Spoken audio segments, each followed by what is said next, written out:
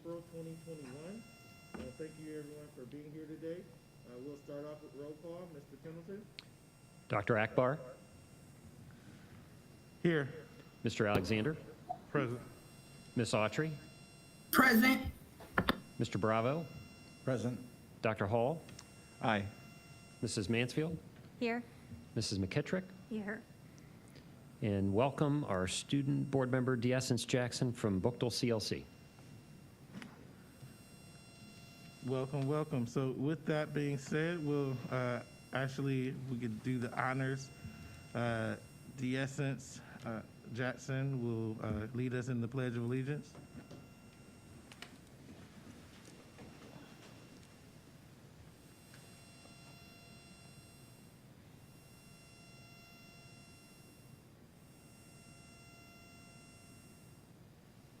Just want to make sure, are you there, DeEssence?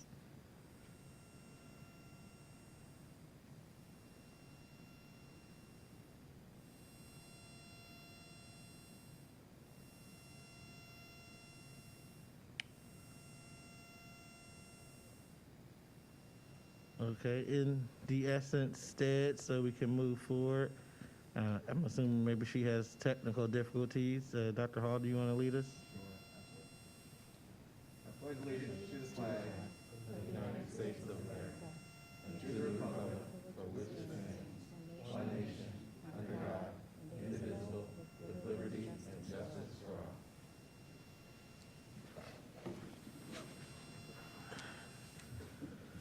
Thank you very much. And we are moving to community and school reflections. And it looks like DeEssence is having some technical difficulties. We're going to turn it over to her. We'll start with other board members. When she comes back, we'll turn it over to her. Oh, wait, she just joined. Hello, DeEssence. Can you hear us now?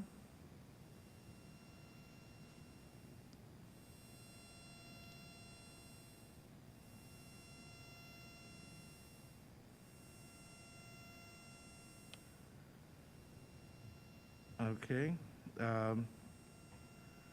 When you're able to hear us, if you can just type it in the chat, and I will come right to you.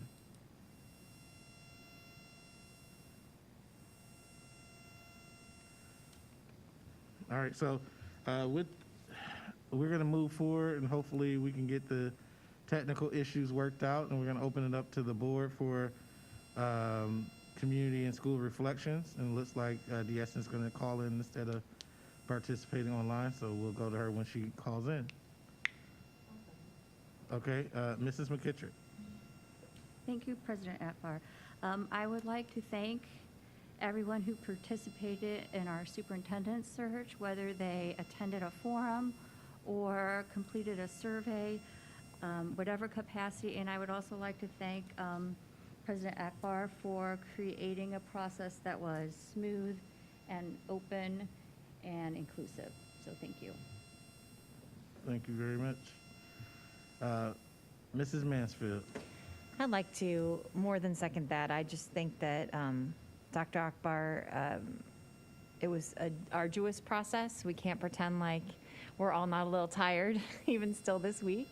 But thank you for helping us to set that up, and for OSBA for helping us to set that. And Ruth Ryman, oh my goodness, let's just say what a fantastic job she did. Any school board, not just us, is like herding cats sometimes, and she kept our schedules in line, and she helped get everyone booked everywhere. And the feedback from our candidates was fantastic about her as well. So thank you, Dr. Akbar, for all of your hard work and for giving us all the feedback to look through, because that was also very helpful. So thank you. Thank you very much. Anyone? Dr. Hall? So the thunder has been stolen, and probably said much better than I will. But again, I just would add to the sentiments conveyed by my colleagues, thanking Dr. Akbar for a professional and cordial and organized and inclusive process. I think that as has been said, perhaps more eloquently than I'm saying right now, I thought that we really came together, and I thought this community came together as well in participating, and I'm looking forward to our next steps. So that's the first thing I want to say. Second thing, I also would want to thank Ruth Ryman, but also want to thank my board colleagues. So I learned a lot from you all in this process. I learned a lot from the feedback from our stakeholders, but I learned a lot from all of you as well. Sort of listening to a lot of the things that you talked about, and listening how passionately you conveyed yourselves and how professionally you conveyed yourselves. I was very proud to be a part of this team, and looking forward to working with all of you as we move forward with our new superintendent. And then last but not least, I wanted to mention again, continued thanks. I know that you've heard me say this before in prior board meetings, but I want to continue to thank the folks who are weighing in on the Kenmore Garfield High School renaming community exercises. Again, I continue to get really thoughtful and professionally crafted emails and letters from folks. And so I know this is a spirited topic of conversation out in the community, and I do think it makes sense to pause and thank the folks who are being professional and cordial and how they're conveying their very passionate feedback. So thank you for that as well. And so that's all, and I'll cede the floor back to you, Mr. President. Thank you again. Thank you very much. Anyone else? Actually, D'Essence is in now, so we're going to go to D'Essence Jackson from Bookville CLC, our student board member, for her reflections. D'Essence? Hello. Hi, my name is D'Essence Jackson. I'm a 10th grader at Bookville CLC. I am in the sports medicine pathway, and I am a virtual learner. Virtual learning teaches responsibilities and helps prepare me and other students for college because it is self-paced and it gives students the responsibility to manage time and complete assignments and tests. However, there are challenges being a virtual learner, getting used to no teacher and using the new platform Play-Doh. For example, at Bookville, we use Echo. Echo shows students their current grades. The assignments are in order by date and students can move at their own pace. Echo assignments and tests are not locked, and students can retake the test without waiting for the teacher to unlock the test. I would like to recommend that the district use a virtual platform that allows students to retake tests or assignments without the teacher unlocking the test. When the test is locked for not getting mastery, students have to email their teachers and ask for the test to be unlocked. Teachers are busy and may not get back to students right away. This may cause students to slow down, and it may push some students back on some assignments. When students get pushed back on their assignments because tests are locked, it may not allow students to manage their time properly and to retake assignments or the test before interim grades are put in. I, as well as other students, appreciate having a choice of learning virtually or in person and being able to learn in an environment where we feel most comfortable. I also feel good about being a student board member and being a voice for my peers and I. The student board members and I look forward to our end of the year celebration on May 12th. It was a pleasure serving as a student board member under the leadership of Dr. James for 2 years. As a female African-American student leader, I am excited about the first female African-American superintendent to serve Akron Public Schools. It makes me feel like I can do anything I put my mind to, and I'm sure it makes other young girls feel the same way. On behalf of the student board, we wish good health to all APS students, families, and staff. Thank you. Thank you very much. We really appreciate your service and all that you've done for your students at Bookville CLC, but more importantly, for all students at APS across this city. So thank you very much, and good luck for you in the summer as well. Thanks. No problem. Nope. We're going to move back to community and school reflections. Are there any others?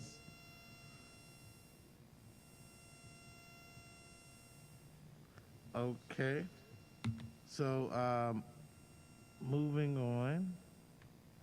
We're going to go to request to address the board. There's currently no request that we received to address the board, so there's nothing there.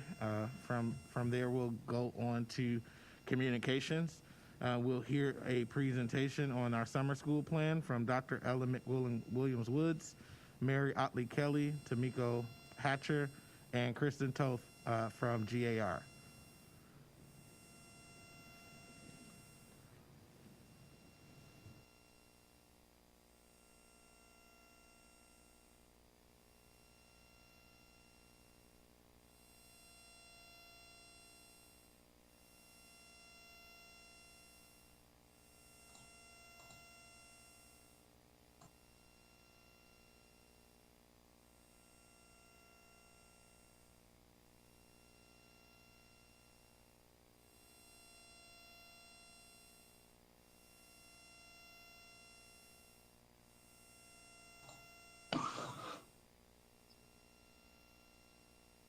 No sound.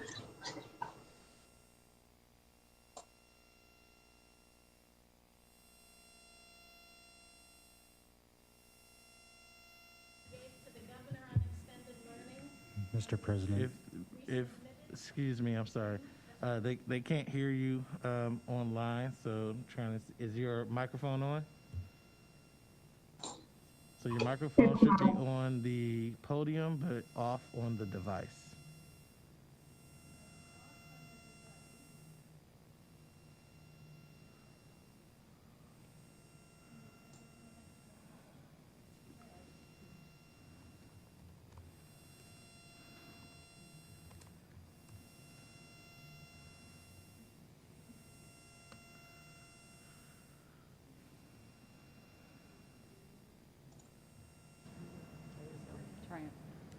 Is that, It should be working now. okay, terrific. All right, thank you very much. I'm sorry, you can. Okay, sorry about that.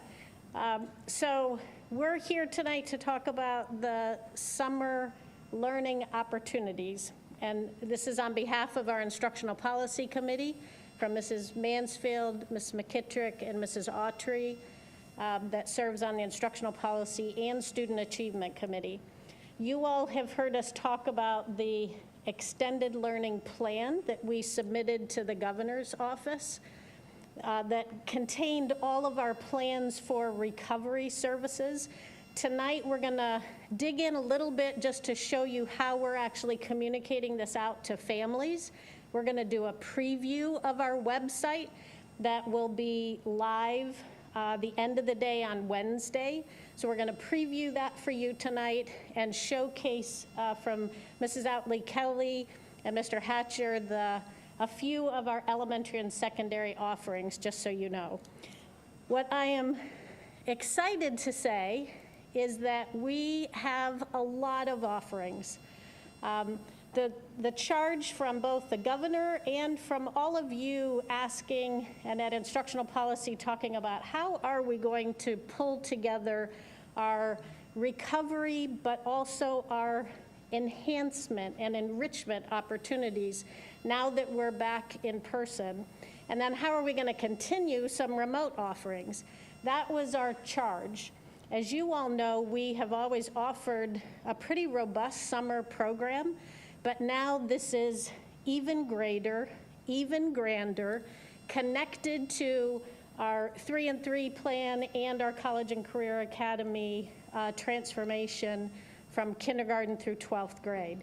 We have over 50 offerings this summer, which is rather incredible. When we actually counted them all, I kept saying, even at instructional policy, I said there were more than 30. Well, now it's actually a little over 50 offerings that cover a wide range of topic areas. I am not a proponent, nor is my team and the superintendent, to only focus on the concept of loss and recovery. When we think about the year, there are a lot of benefits that happened this year in terms of our growth with the competencies on our portrait of a graduate, the technology standards that just exploded with the students and all the skill set, and with our faculty. And so our mindset is, yes, we're going to be identifying gaps and filling gaps, but we're also going to be capitalizing on all of the benefits of this past year and doing more inquiry-based learning, more enrichment, more adventure, while filling those gaps. So it's that balance between moving forward while making sure that if there are any gaps, we're capturing those.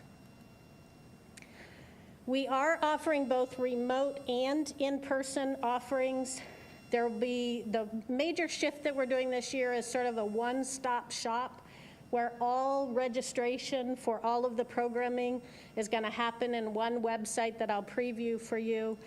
Easy sign up to participate. And then we've also been capitalizing on our community partners, and we'll showcase some of that in the presentation as well. So the wide range of offerings, there's one website that captures it all. And this is going to be linked right off of our main website. I'm showing you a preview tonight so that you can get a sense of how easy it will be for families to search for what they need and to see the different offerings across the elementary, middle, and high school. So this is our APS Summer Connected Learning. Our tagline is that third semester that we've talked about wanting to have not just 2 semesters of school, but just like the universities do, how do we have that third semester of robust offerings?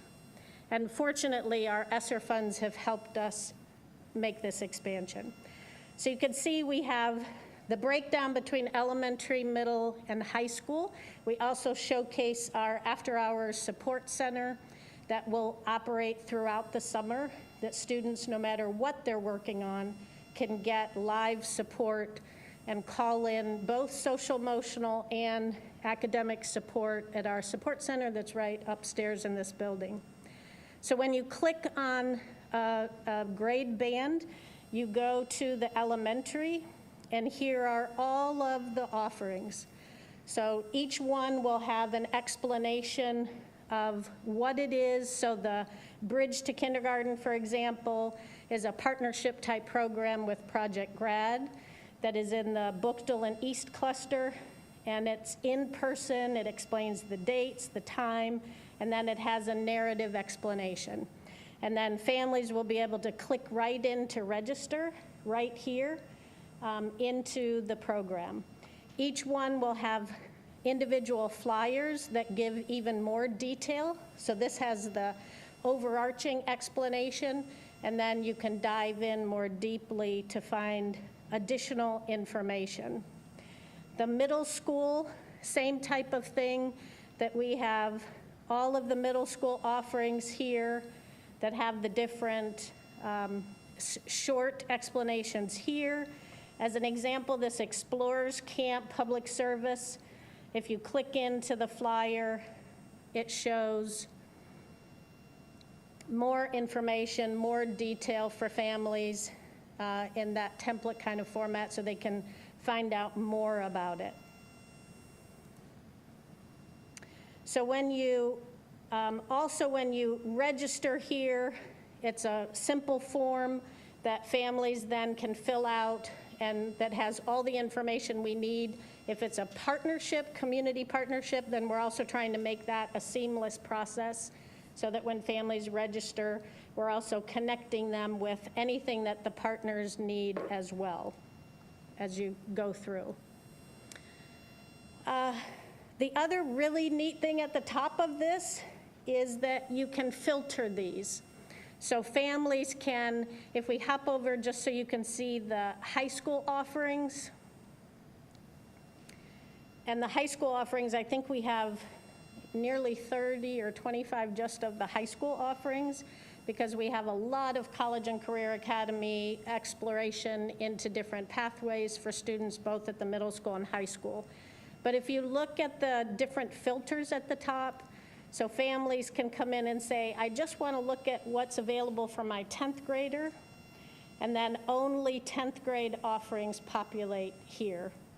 And then if you want to come back and say, well, I'm really only looking for something after July or after June 16th or June 20th, then only the things offered after June 20th will show up, okay? So you can filter and just clear the filter and then start over. So you can find by date, you can find by grade, and then the different types, you can search just on the things that are in person or the things that are remote. So that'll be a nice feature for families to be able to hone in. The last thing that I'm gonna say before I turn it over to Mrs. Outley-Kelly is we also tried to, really for the first time in a much more comprehensive way, we tried to look at all the programming as one system. So for elementary, for example, we tried to make sure that all of the offerings helped week to week to week for families. And if there were gaps in APS programming, we tried to make sure that we filled in with Akron After School kind of programming in between. So if families need a full schedule, they can build a full schedule here. We also have poem cards that we put, draft poem cards that we put at your place that will be, those aren't finalized, but we just made a draft for you so that you can see those that will be going out to families and counselors and principals with a lot of social media that I'll say at the end in terms of the next steps. So I'm going to turn it over to Mrs. Outley-Kelly to talk about, specifically showcase some of the elementary offerings. You'll have to do the mic here. I'll stand next to you. All right. So I am so excited to share our opportunities with you this evening. Our mystery camps is an extension of our essential learning experiences that our students got to participate in during the school year. You got to think about it. This is summertime, and our students are going to have opportunities as the state starts to open up to do a variety of different things. We want them to do what APS is offering because we know that it's high quality programming. So we worked with our learning specialists to identify what standards our students were struggling with the most for both reading and math. And then we worked with our partners to create a problem-based learning for each grade level. So if we, and all of this work, I want you to keep in mind, is about creating that portrait of an elementary scholar. So we are at the foundation, and we are really trying to get our students ready for that next level of learning at the middle school. So Ellen's going to click on the Mystery Camp Partners. I feel like I'm in an awkward position. If I don't, oops.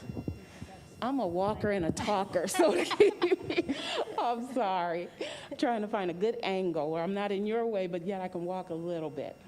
So let's look at the framework for our Mystery Camp Partners in the essential questions. So we have broken our camp into 3 two-week sessions. So the first 2-week session will take place June 14th through the 25th.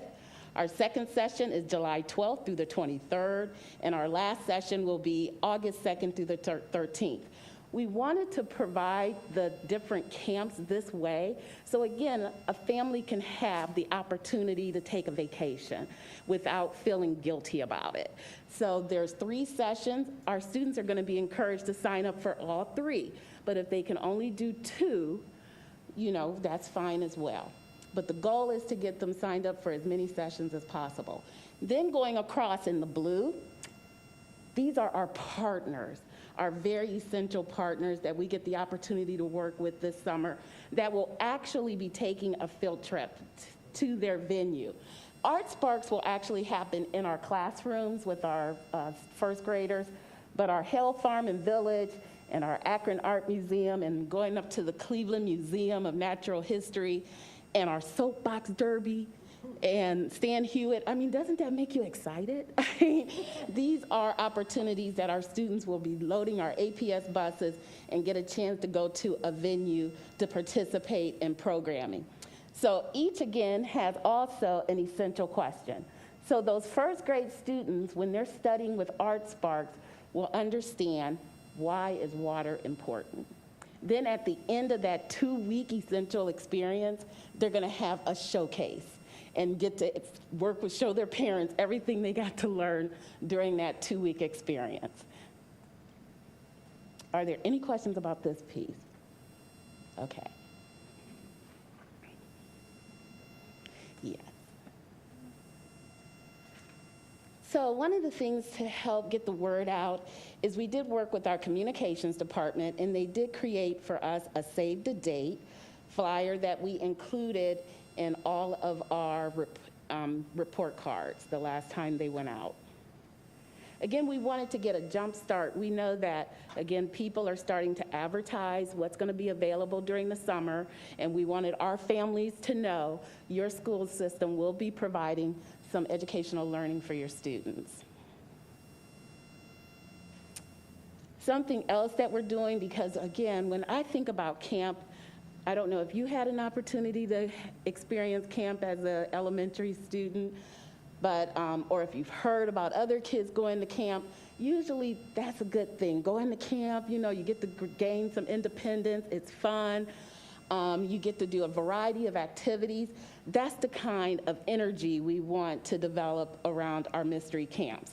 And so when you go to camp, you get a t-shirt and you get other things that says this is part of the camp to specify that I am part of that APS camp opportunity.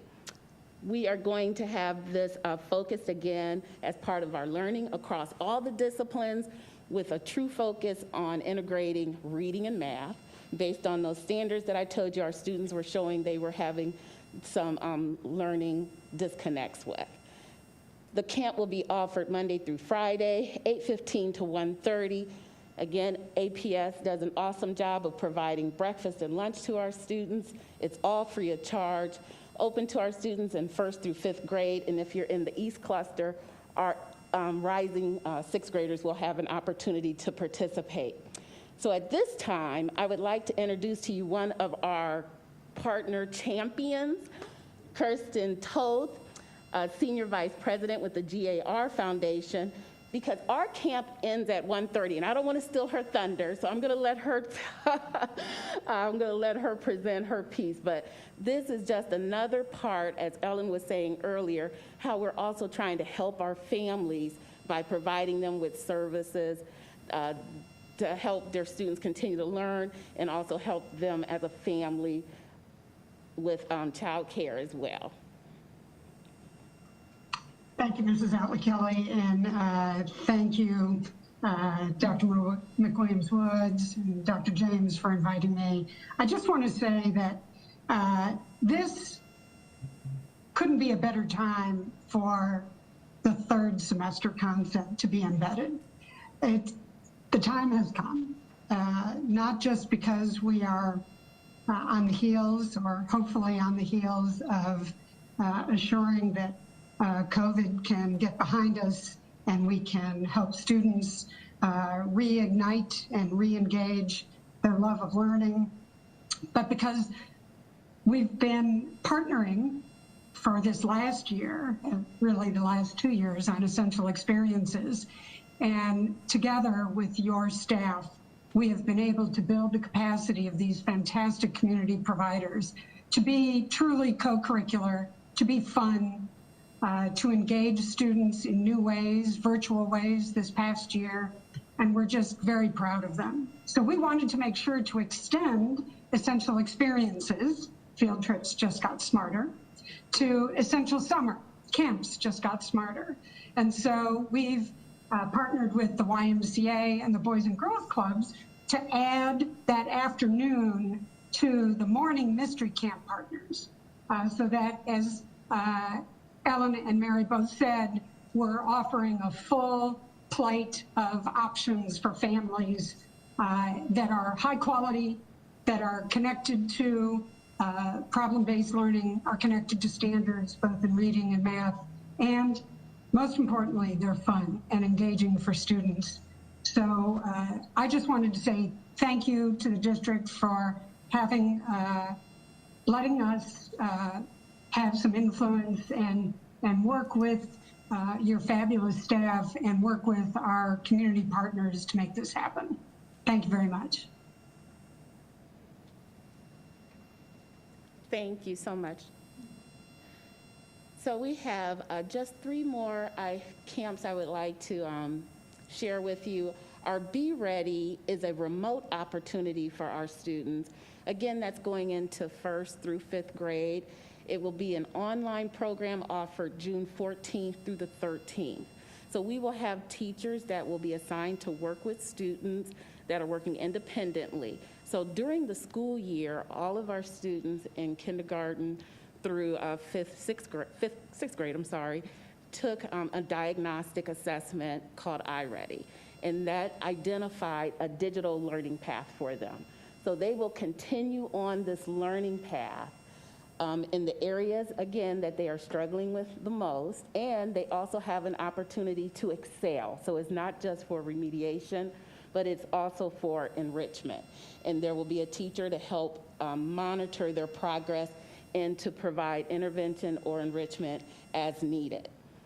Another piece to this is our 3rd grade OST.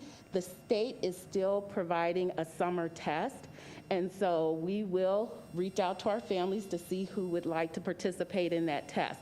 So by them participating in both the Be Ready program and the Mystery Camp, we'll get them ready to take that summer administration July 6th through the 9th. Then we're also concerned with our new coming students, our kindergartners, and giving them a chance to onboard into APS. So we have 2 partners that will help us with that transition process. Bridge to Kindergarten, as Ellen said earlier, is our partnership with Project Grad Akron. It will be housed in the Bookdale cluster at Helen Arnold and also in the East cluster at Robinson. We are looking at ways to extend it so that each of the schools in those clusters could have their own classroom, but currently there'll be 2 classrooms at Helen Arnold and 2 classrooms at Robinson. Our last partner that we would like to showcase this evening is our Spark Get Ready for School, which is in partnership with our Early Childhood Resource Center, AMHA, and funded by SEI. So again, we will have 16 classrooms that will offer this program throughout the city. It's a half-day program from 9 to noon. And again, the focus is getting our kindergartners transitioned into that position. And what's really exciting about this is we will be working with our technology department. So as our kindergarten students are enrolling, we will be giving them their Chromebooks and getting them familiar with our website so that they can access everything that we have on our website. Okay, now we'll have Mr. Hatcher.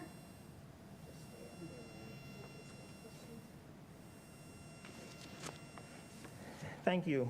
We at the secondary schools, 6 through 12, is also extremely excited about the opportunities that we're able to provide for students and families throughout the summer or in this 3rd quarter. One of our main focuses for the 3rd quarter was to provide students and families with opportunities to continue to access and to advance in the arts, as well as opportunities to access their core academics. And then in addition to that, to stay true to our commitment to ensuring that students and families had an opportunity to acquire the necessary skills for college and career academies. So what we did at the secondary level was divided them up into 3 key categories. And we actually took full advantage of what the young lady from Bookdale, Kyrese, had mentioned. What we found is that through these trials of COVID-19 and forcing people to adapt, transform, and ultimately find new ways to learn, we also found that as we returned back to in-person learning, that many of our most vulnerable populations were having the opportunity to go out and be gainfully employed. So what we found summertime was that key element for the students that we're serving is they want to continue to keep their jobs, to continue to provide income for their families. So we recognize not only did we have the element to provide equal access and opportunities, as she had mentioned, flexibility as well, but we also wanted to make sure that in the event that our students had jobs, that we could wrap these programming around those key elements. So The first one that you guys see is cash exploration. And one of the key elements, or one of those secondary elements with college and career academies, is that students begin to make the connection between what they're learning in the classroom and how they're going to transfer that knowledge to someone potentially paying them for their unique ability or their skill set. So we started to infuse the word as cash explorations by looking at opportunities that we would provide students that would allow them to enhance their college and career readiness skills, obviously to build their resume. The other one is the 3 E's. We recognize that many of our students would have an opportunity to be enlisted in the military. And one of those key components is, do you want to just join the military, or do you want to score high enough on the ASVAB test that you can potentially go in as an officer? So we built programming around those key elements, looking at the goals, matching what the students would want to choose as they transition into the 3 E's, and providing programming in this third quarter to enable that to happen. The last and final one was those key elements, looking at providing experiences that would be unique. How do we take away the element that we have access to you all day? Your schedule in the summer may potentially be working, but how can we use our partnerships and leverage those to provide additional opportunities throughout the day? So those are the first areas that we looked at. Key element is to look at how can we use what students have already began to experience, which is earning money, and transition those to saying, hey, this is how we can help you build capacity, whether it's a college resume, prepare you for tests that may prevent barriers for you, and then the last and final way is to make sure that you have an opportunity to immerse yourself into those endeavors. The second element, credit attainment opportunities. What we found through this academic year is that a lot of opportunities for us to really provide robust intervention, opportunities for us to connect with students for social emotional learning, that we could invite them in the summertime to really give that another boost. So one of the items that we looked at was, for any student who didn't feel as if they were truly prepared, they may have earned the credit, didn't quite know if they mastered the material and content to the level that would allow them to transition into college, is to provide programming that would enable them to rebuild, or in some cases fill in any content loss. And the other portion of it was, we have always had a robust credit recovery opportunities for summer school. Based on the help that we have from ESSER funds, we're able to provide free access to courses for credit attainment. And in this case, it would allow students to free up certain courses to provide them during the next academic year opportunities to go out and take part in many of their experiential learning or job visits. The last and final one is college and career pathways and essential experiences. Dr. McWilliams-Woods talked about the over 30 secondary opportunities and offerings that we have available. College and Career Academy Department has continued to strengthen our relationship with our partners, provide them with opportunities to get our kids deeply embedded into those endeavors, and it is designed to enhance those college and career readiness skills. So all in all, when we look at what we believe we needed for our students in grades 6 through 12, we recognize that this is a wonderful opportunity for us to continue our access in the arts, continue their academic prowess, and also offer them opportunities to immerse themselves in the business or in the Akron community.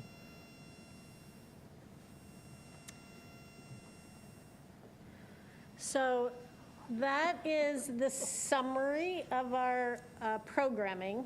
I hope you hear that filling gaps, but also moving forward and keeping with our whole theme of College and Career Academy advancement. How are we preparing students on the Portrait of a Scholar for our elementary and our Portrait of a Grad at the secondary level? And over 50 offerings should give families lots of choice over the summer.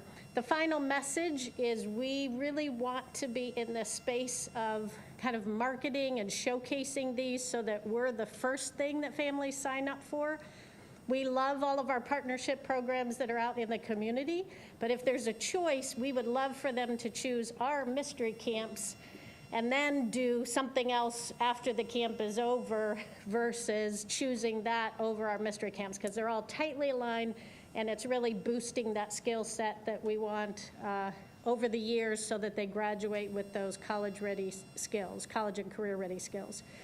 So now we're open to questions if you have any. Thank you very much. We're going to open up the questions. Mr. Bravo is first. Yes, thank you. Not so much a question as maybe just a couple of comments, but I think this is fantastic, first of all. I love that it's also focused not just on recovery, but also on advancement, and you can see that throughout all three of the grade bands.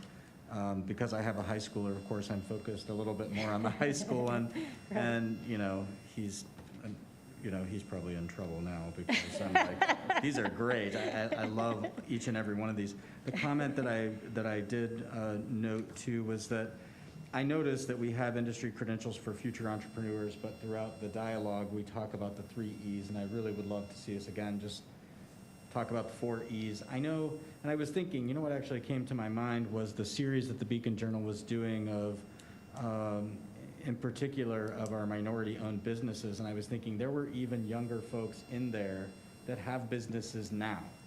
And so how do we support those students that are in our schools that have that entrepreneurial mindset now, and how do we foster that and grow that? And you've got it here, but we still talk about 3 E's, not 4, so just something to think about. What is on our scope and sequence for this next year is to build that 4th E. We just haven't gotten the pathways figured out how we're going to do that, but I promise you by the fall we will have that figured out in the College and Career Academy so we can really showcase that. We just didn't quite have it all set for the summer. Oh, thank you. Anyone else? Oh, Mrs. Mansfield.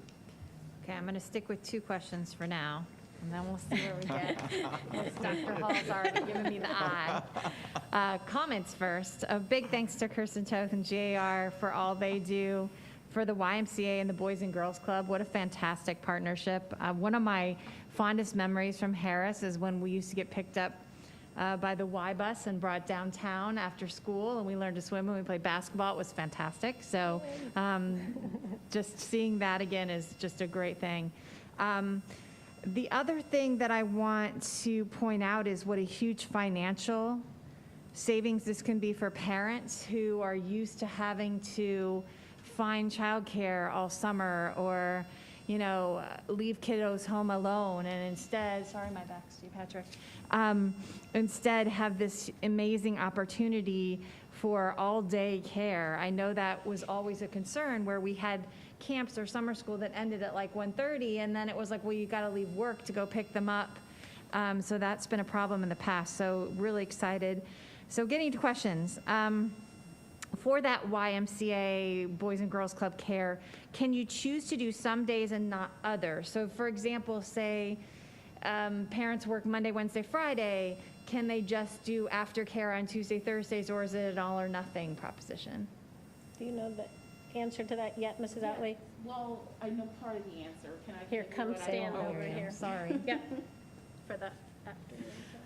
For the afternoon, some of our families have actually already signed up for some of the programming, so they can stay in the programming like Dr. McWilliams-Woods was saying. Even in between when we're not offering programming, they can do that. So on the application, we ask if they're interested, and then what we're going to do, what we've talked to our partners about, is we'll give them the information, and then they'll work with the parents to decide what that schedule will look like for them.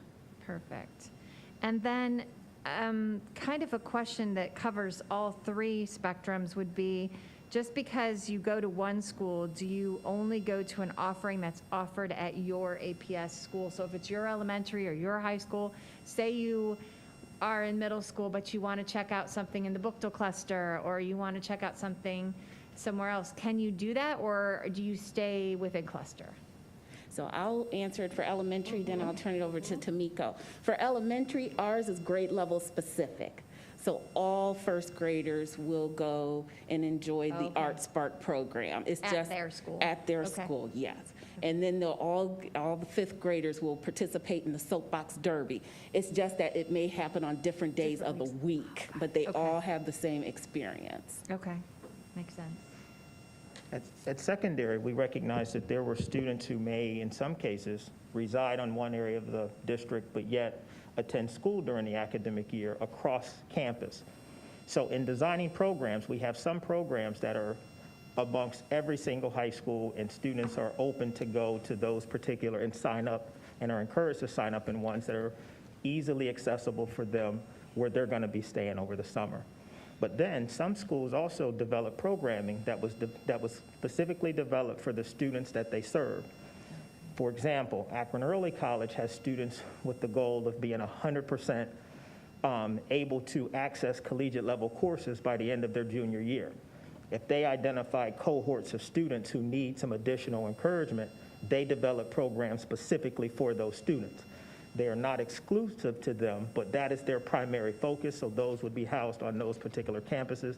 You may not see that widely spread or accessible in many of the students residing high school. But all students are encouraged to take advantage of the programming that's offered across the district, and where appropriate, we will do our best to make sure that they can join if they believe that those are the skills or that's the opportunity that they want to engage in. Then we want to provide access. Thank you very Each much. of the detailed tiles go into that kind of information, like the flyer to say, like we've mentioned the Bridge to Kindergarten program. That is only available right now, although we're looking at expanding it, but it's only available in the Bookdale cluster and the East cluster. So that one is unique, that you have to live within those clusters to go to that program. And that is explained in the flyer, and it's explained in the registration, if you're eligible or not. Some of them might say, you know, families will be contacted for this particular program. So for example, if there's a College and Career Academy program that is only for students in a unique pathway, in a medical pathway, because it's a partnership with Stark State for something, then that one will go straight through the counselors to have the students invited to go to that. So each tile explains that in detail as they go through. The other thing that I just wanted to mention is the marketing that will happen right now. Thanks to Joanne Isaac, she was here for a little bit, and Mark Williamson. They have done an incredible job. These are draft rack cards that you have that has draft on it. So please don't take a snapshot of that and put it in social media yet, because that was just for you. This week we're finalizing some of the additional programs that are being added will be added. We just wanted you to see the types of material. There'll be social media blasts, all calls, emails, lots of media attention around all the offerings. So we're going to hit families in lots of different ways to be able to make sure they know what's available. Thank you. We're going to go to Ms. Autry next. Thank you, Mr. President.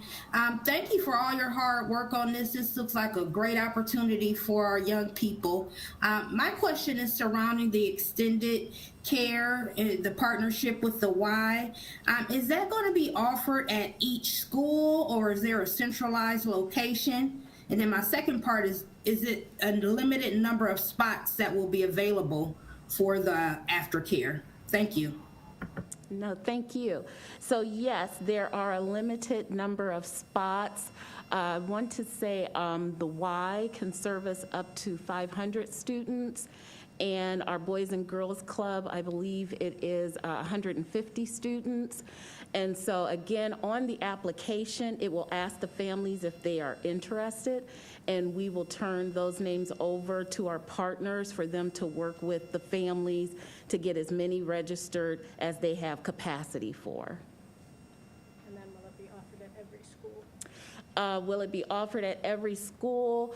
It's available for everyone. It is available for every school. And the other piece that we did not mention is transportation. So we are working with Deborah Falk and Bill and Drexler on how we're going to transport our students to the programming. One of the Y is offering like the use of Camp Wainoa as part of their extended day programming for, I believe, up to 200 students. And so in that particular case, we would work with Deb and Mr. Ann Drexler to see which students would load the bus to go down to Clinton and then to be picked up and brought back.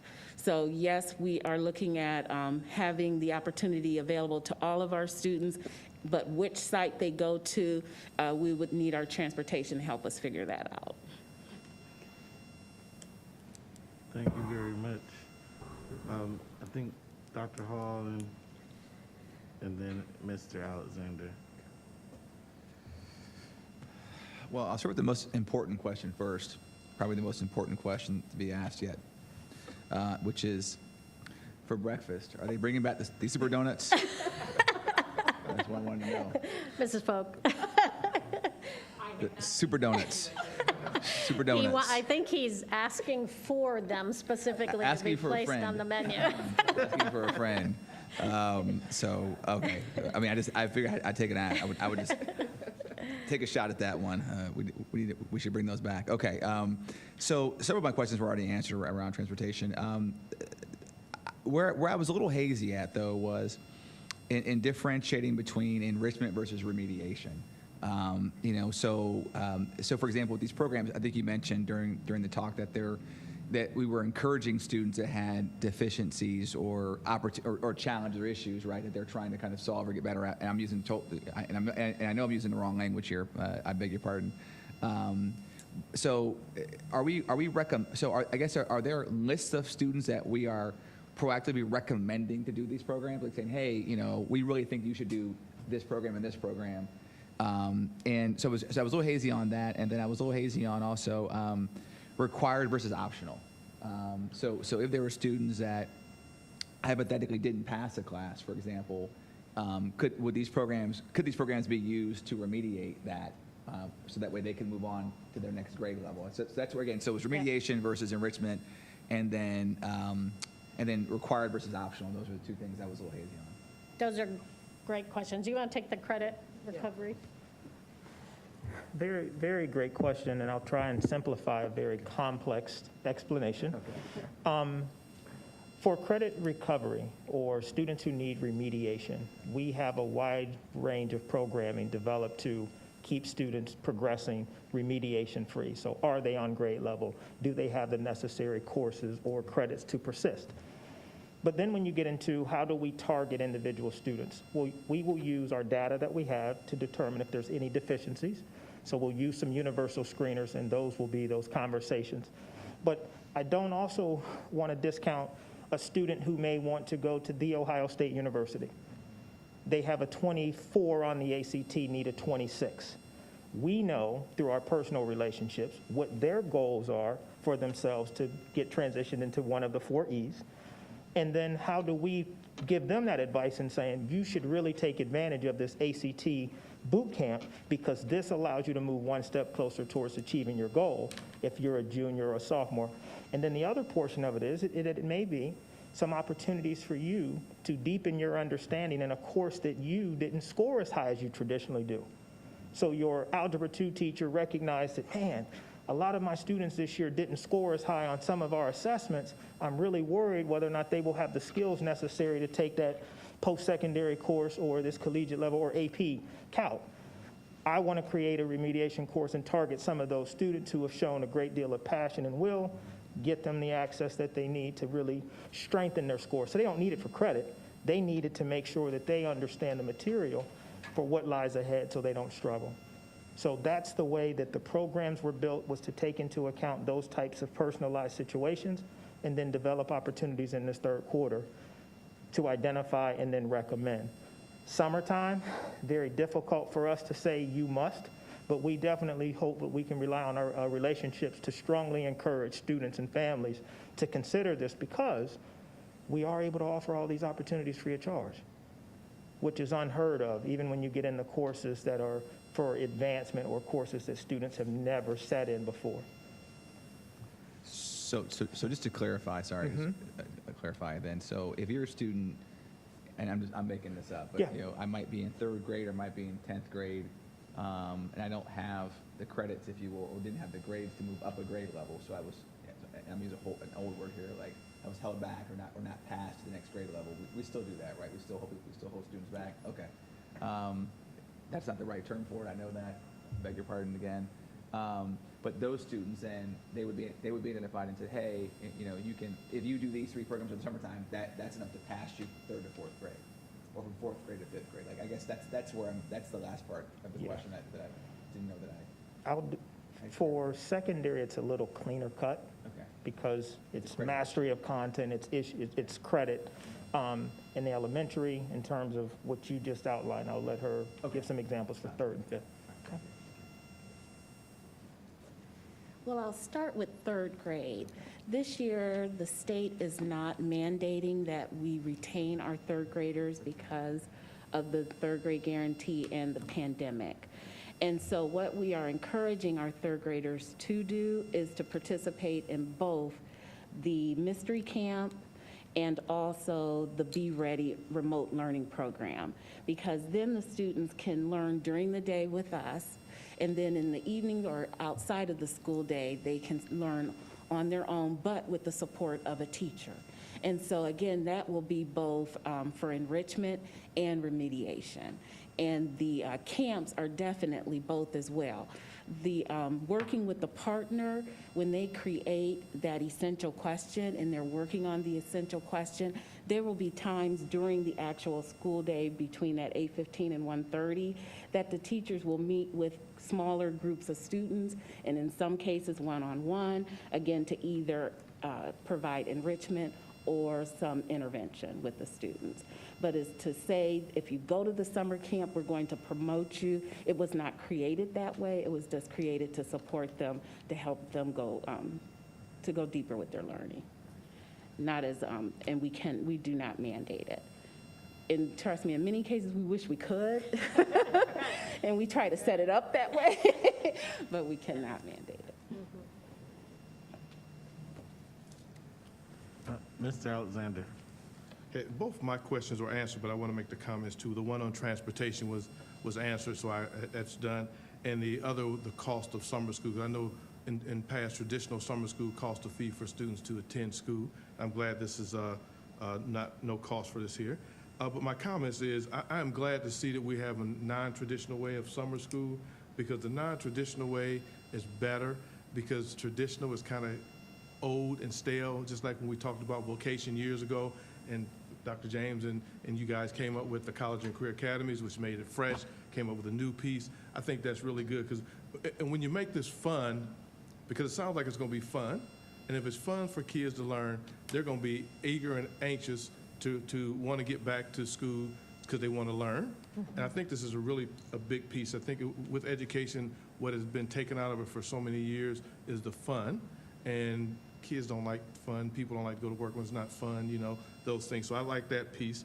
And the other piece is I also like, because kids, and this is something I've heard for years, I mean, 25 plus years, about working during the summer. And some kids would rather go to work versus taking a class in summer school. And I like this idea that they're going to have opportunity to work, you know, and be able to do that piece there, because that's big for some families, because some families that's a way that they get money. Sometimes that's how kids get money to buy school clothes. It's sometimes how they bring money into the home to help with things they need at home. So that's a major piece. So that piece over the summer, allowing the kids to work, I think is really good. So I am really glad to hear that we put these two pieces together, and I think it's going to be really good for our students and beneficial to the families. Thank you.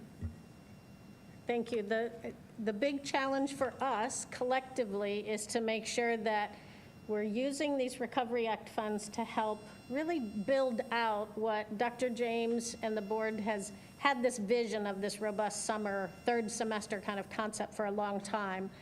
The challenge will be to build it and then sustain it after the 3 years, right? So we'll build it. We've taken a huge step forward building this year We'll look at what worked, what didn't, make changes for the next 2 summers, but then we have to make this sustainable. Mr. Pendleton will require that over these years to make sure that this doesn't just die then after 3 years, that we can then build this into our natural programming. This level of programming and the free programming and transportation. Those are the key elements.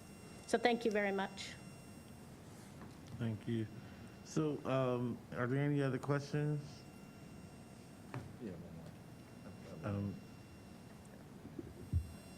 Dr. Hall? Sorry, just one more question. So if a student has been retained and they wish to move to the next grade level, is there any offering available to students that would like to be promoted that were in fact retained?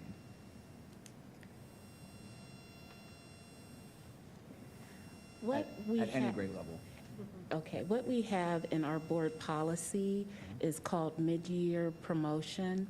So again, our summer programming at the elementary level will not offer the opportunity for them to go to just that programming and then move on. But we will revisit in September. We do take an assessment, and we can periodically throughout the year look at the guidelines to see, is this student truly prepared now to move up a level? And that discussion is held at the classroom level with the teacher. If there's, like our school psychologist would be a part of the discussion, of course the parent would be a part, the principal, and they can request throughout the year that mid-year promotion. Thank you. So, I just have 2 questions. One of them has to do with the summer test that was talked about, and whether or not that's required and what the impact of that will be on our students. I know you mentioned that you would contact the parents to see if they wanted to participate, but I don't know if that's an optional thing or what. So can you talk a little more about that, please? Mm-hmm. So several times throughout this year, ODE has posted that it is not mandatory to retain a student due to the criteria of the 3rd grade reading guarantee. As a district, we still continue with our practice of providing each of our students who meet the criteria with a reading improvement and monitoring plan, which we develop in collaboration with the family. So throughout the year, we work the plan, and we also update the families regarding how the students are progressing with the plan. So at the end of the year, say like now, as we're preparing, if there are other multiple criteria that a teacher just feels the student is not prepared to move on, they may be retained. If not, they're going to move on, but we would encourage the family, highly encourage them to allow them to participate in this summer programming. Whether they're moving on or not, we want them to participate and to take the assessment, because once the assessment comes back, it'll let us know again what areas they're progressing in, what areas they may be still a little stagnant in, and then that next year teacher can use that to continue to work with them. Okay, thank you. You're welcome. Just want to follow up, because Yeah. I'm still not sure if it's optional or It's mandatory. optional, yes. The state has made it optional. We're going to offer it. Got it. July 6th through the 9th is our testing window. And so we will be reaching out. Again, the first step is we're going to reach out intentionally to all of our kids that we feel need summer support. And then, but for the 3rd graders, we're going to reach out, let them know about this assessment that they may also take, that we're going to encourage them to take. All right. Okay, thank you very much. And then my last question has to do with the high school camps. One first, I didn't say this at the beginning. I think other board members did, but I want to make sure I say it. You know, kudos to you on developing a plan that's so on target with each grade level and year of place where they're at in school. So I think that that's important, and kudos to that. So don't take this question to diminish any of the hard work or anything like that. I think it's great. I'm wondering about next year, not this year. I think these are some great partnerships. How do we look at more diverse partnerships so that we can create experiences beyond just the cultural and human geography camp? Thinking through, what type of experiences that our students may want to gather or gain in the summer that's maybe a little more diverse in nature. So just wanted to ask about that. Yeah, I think that's an excellent question because to really build this third semester concept out, we will need a broad range of partners, both at the elementary and then all the way up to the high school. The short turnaround right now was who can take hundreds and hundreds, and in some cases thousands of kids to these events. But we know to build the capacity, which is what the GAR Foundation helped even with some of these, to build their capacity. So now pushing for who's the next group that can build the capacity to accommodate. And we may need to diversify so that it's not just taking 1,300 kids, because that's only that's the art museum. Those are the biggest institutions. But if we can say, well, who can take 200 kids in a year's time or in the summer, and who could take 200, we might be able to split it up and have that wider range of size and diversity, and diversity within culture, arts, and the business, field. Definitely. That's what I was thinking, so I'm glad you mentioned that. One of the, and again, I don't know if they will ever do it, but one of the things I was thinking about is, a lot of our students are interested in music and having some type of music production as an option as a camp. And I know Kenmore has a few music companies or organizations that they've just started. Just something to think about for the future. Again, this is no criticism on this year. I think hopefully everyone understands how short of a time we had to put this together, but that was just something I wanted to put in your ear. Thank you very much. No problem. So any other questions for Dr. McWilliams-Woods and team? If not, I just want to say it again. Great job, Kirsten Toth and your group at GAR. I mean, if we were in person, I think we all would give you a hug. So want you to know that we appreciate you so much. What I miss so much is you can't see how much I'm smiling because how excited I am about this, but know that this is an incredible opportunity that you all have given us through the funding and this great team putting it all together. So thank you. Thank you very much. Now, as I find my board docs, I can figure out where we are.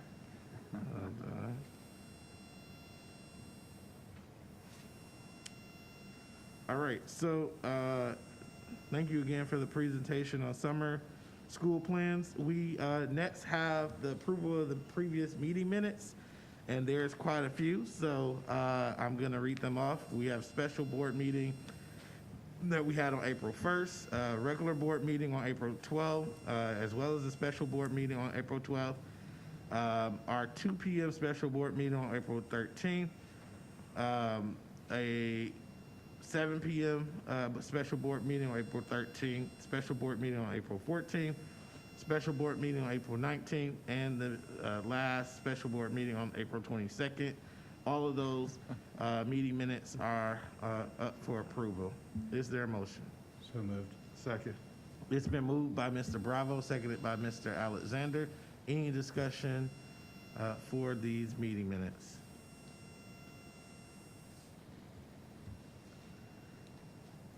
Okay, hearing none. Roll call, please, Mr. Pendleton. Mr. Alexander, Yes. Ms. Autry, Yes. Mr. Bravo, Yes. Dr. Hall, Aye. Mrs. Mansfield, Yes. Mrs. McKittrick, Yes. Dr. Akbar, Yes. Thank you. Thank you very much. And I also want to just take this time to thank Marilyn for compiling all of those meeting minutes for us, as well as making the modification that I sent to her. So thank you very much. Next, we have personnel recommendations, and we're going to turn that over to Mr. Superintendent.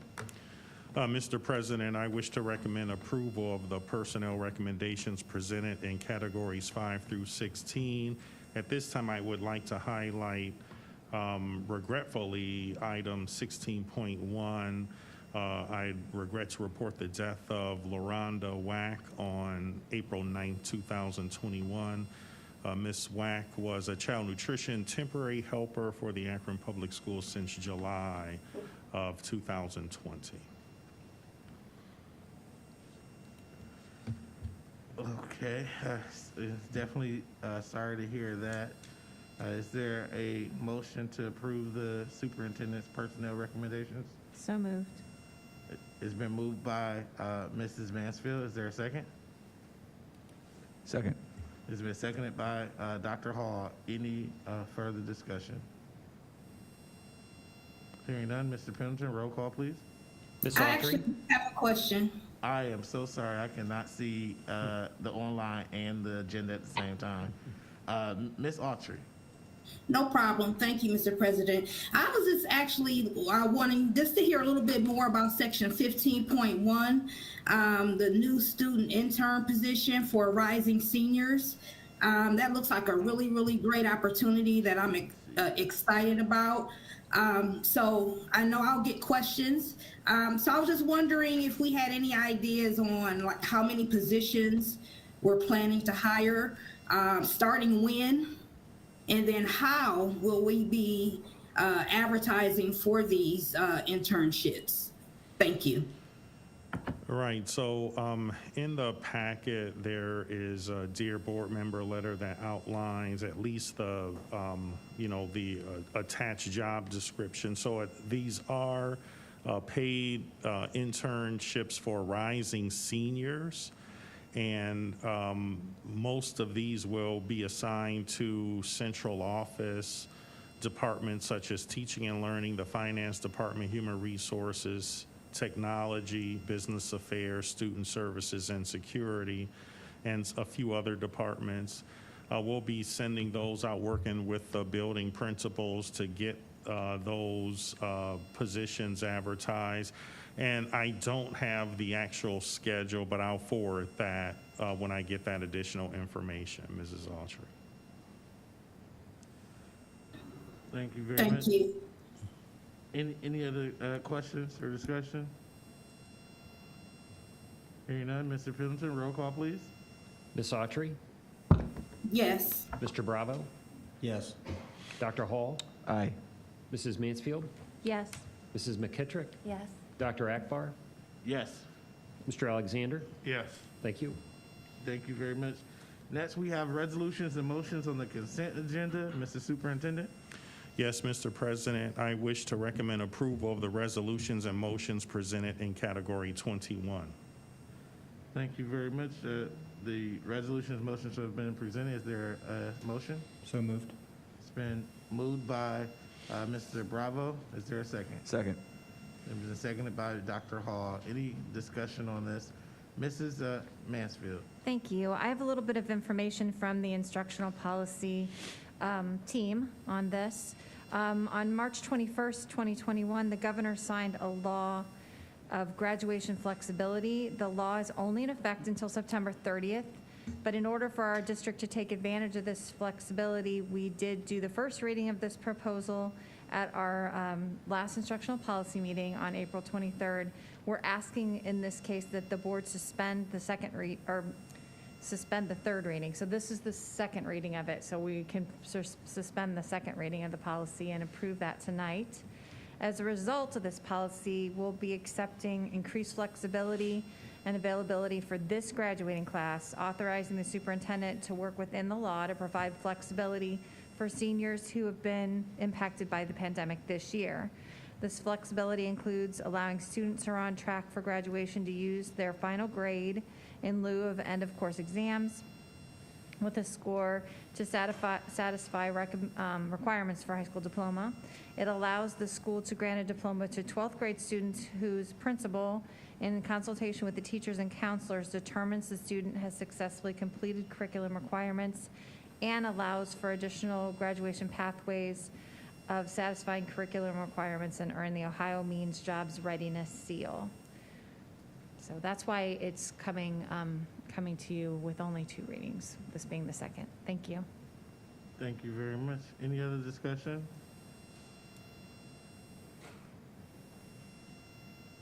This is similar to waiver from last year as well, so. Thank you very much. Okay, so with that, thank you very much. So with that being said, just gonna check online to make sure Ms. Autry doesn't have anything. All right, so with that being said, we'll accept a motion to suspend the third reading. Second.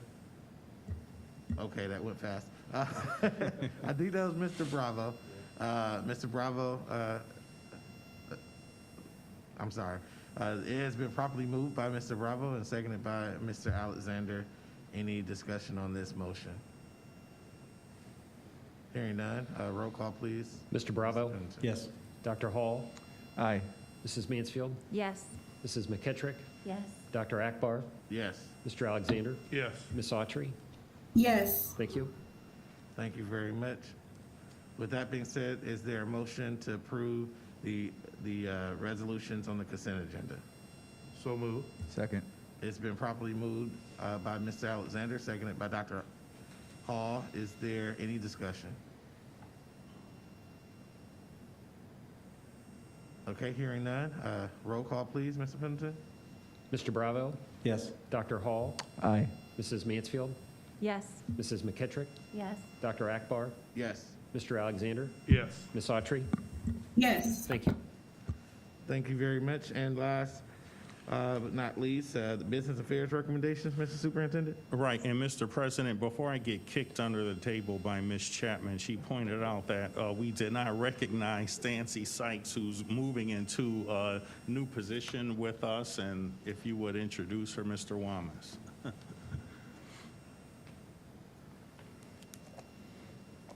Good evening. Thank you, Dr. James, and thank you, board members. It's my pleasure this evening to introduce Stancy Sykes, coming to join us up here. So Ms. Stancy Sykes graduated from Central Howard High School and attended the University of Akron, where she earned her Bachelor of Arts in Business and Organizational Communications. She continued on her educational quest and earned her Master's of Arts in Higher Educational Administration. And then in 2013, Stancy completed her Master's of Arts in Special Education at Ursuline College. Stancy also holds an Ohio Principal Licensure certification, which she obtained from the Cleveland State University in 2016. Ms. Sykes began her career in education at the university level.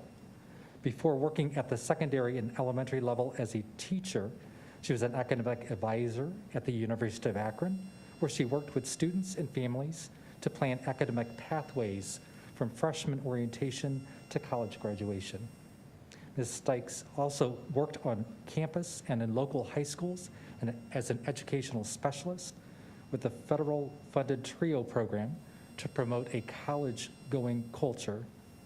Before joining the University of Akron, she worked for Cleveland Scholarship Programs as a college access advocate and advisor to high school students planning to attend college.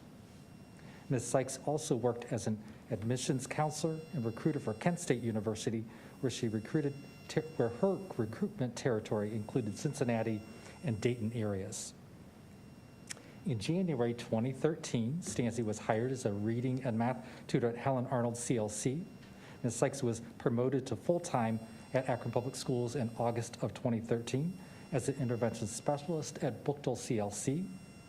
Ms. Sykes was also an intervention specialist at Schumacher CLC from 2016 to 2019 before becoming a dean of students at Barber CLC in August of 2019. Ms. Sykes has consistently built trusting relationships with families and the community linked to learning at the college level, secondary, and elementary school levels throughout her career in education. At this time, I wish to recommend Ms. Nancy Sykes as the Family Community Engagement Manager. Congratulations, Nancy. Thank you.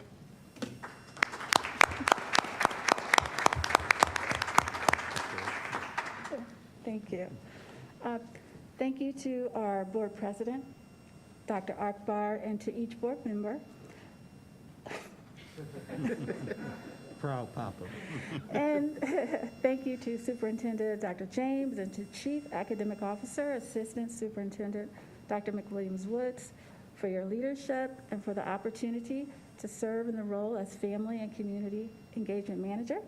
Also, thank you to Mrs. Albert Kelly, Executive Director of Elementary Education, and thank you to Karen Jijic, as well as to Carla Chapman, our district's Chief Diversity Officer. I look forward to working with you and with all of those that continue to support family and community efforts across our district and our city as we build partnerships of educators, families, and community members who work together and share the responsibility of preparing each child for success. Thank you.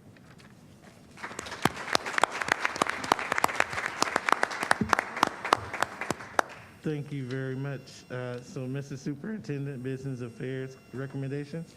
And Yes. congratulations. Yes, Mr. President. I wish to recommend approval of the Business Affairs recommendations presented in Category 23. So moved. It's been properly moved by Mr. Bravo. Is there a second? Second. It's been seconded by Mr. Alexander. Any discussion? I have one. So for item number 23.6, data sharing with AMHA, I wonder if you could talk to us a little bit more about that process as well as how it might relate to the board's goal around broadband access. Sure. Over the last several years, a few of us, including myself, have participated in the annual conference of large public housing agencies, which is typically, when it was on site, held in Washington, D.C. It's virtual now, but all of the public housing authorities from the large cities across the country have gotten together and have brought in education, health care, mental health providers to look at how we can collaborate, because in most of our cities, like Akron, we have a significant number of our students who live in public housing. And we touch the same kids, and so what we did is in the spring, we looked at forming a data sharing agreement so we could solve problems. For instance, in Summit Lake Homes, while we were doing virtual learning, we worked with them to figure out which of our students did not have adequate internet access in Summit Lake, and so we worked with Brian Gage and AMHA to solve that problem. When you brought up the issue about the meal prep and distribution in Summit Lake, that was a problem, so we worked together. So this agreement just solidifies that relationship between Akron Public Schools and AMHA, where we can really work together to best serve students that Akron Public Schools serves and that the Akron Metropolitan Housing Authority serves. Thank you very much. Any other discussion items? Hearing none. Mr. Pennington, roll call, please. I'm sorry. Oh, I know I'm home, but I actually have one. I Yes. put it in the chat. Miss Autry, sorry. No problem. Thank you so much. And it was actually more of a comment and acknowledgement, item 23.17. Another thing, I'm just really excited to see forthcoming for us that we will be approving creation of an esports arena with 6 competition stations at 9 of our middle schools. I really think that is a awesome opportunity. I know for the last several years, we've only had one school with an esports team that all of our students were welcome to be a part of. But I am happy for the opportunity that 9 of our middle schools that we're investing in an esports arena. I know for us older people that might seem like, but I know it's really exciting for our young people to have this opportunity. It's really a big deal. And also it's really a growing industry for those of you who don't know. Just is big as an industry as our other types of sports. So I just wanted to take the time to acknowledge that, and for those listening, to look forward for that coming soon to a middle school near you. That was an awesome advertisement, Ms. Autry. Dr. Hall. Yeah, I just have a very important question to ask. Is this open to board members who may want to dominate middle school kids in gaming? Is that going to be open to us to attend? Just kidding. Little board humor. Yeah. All right. Thank you. Any other discussion items? Hearing none.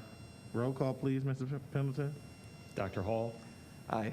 Mrs. Mansfield? Yes. Mrs. McKittrick? Yes. Dr. Akbar? Yes. Mr. Alexander? Yes. Ms. Autry? Yes. Mr. Bravo? Yes. Thank you. Thank you very much. In light of it being 7 o'clock and knowing that the superintendent's report and my report may take up some time, and we do have our legislators here, I thought we would take a brief deviation from the agenda and go directly to new business and have the presentation from the legislative update from State Senator Vernon Seitz, Leader Amelia Seitz, and State Representative Tavia Golonsky. And Mr. Pendleton is working on putting your presentation up. And you have the podium. Thank you for being here.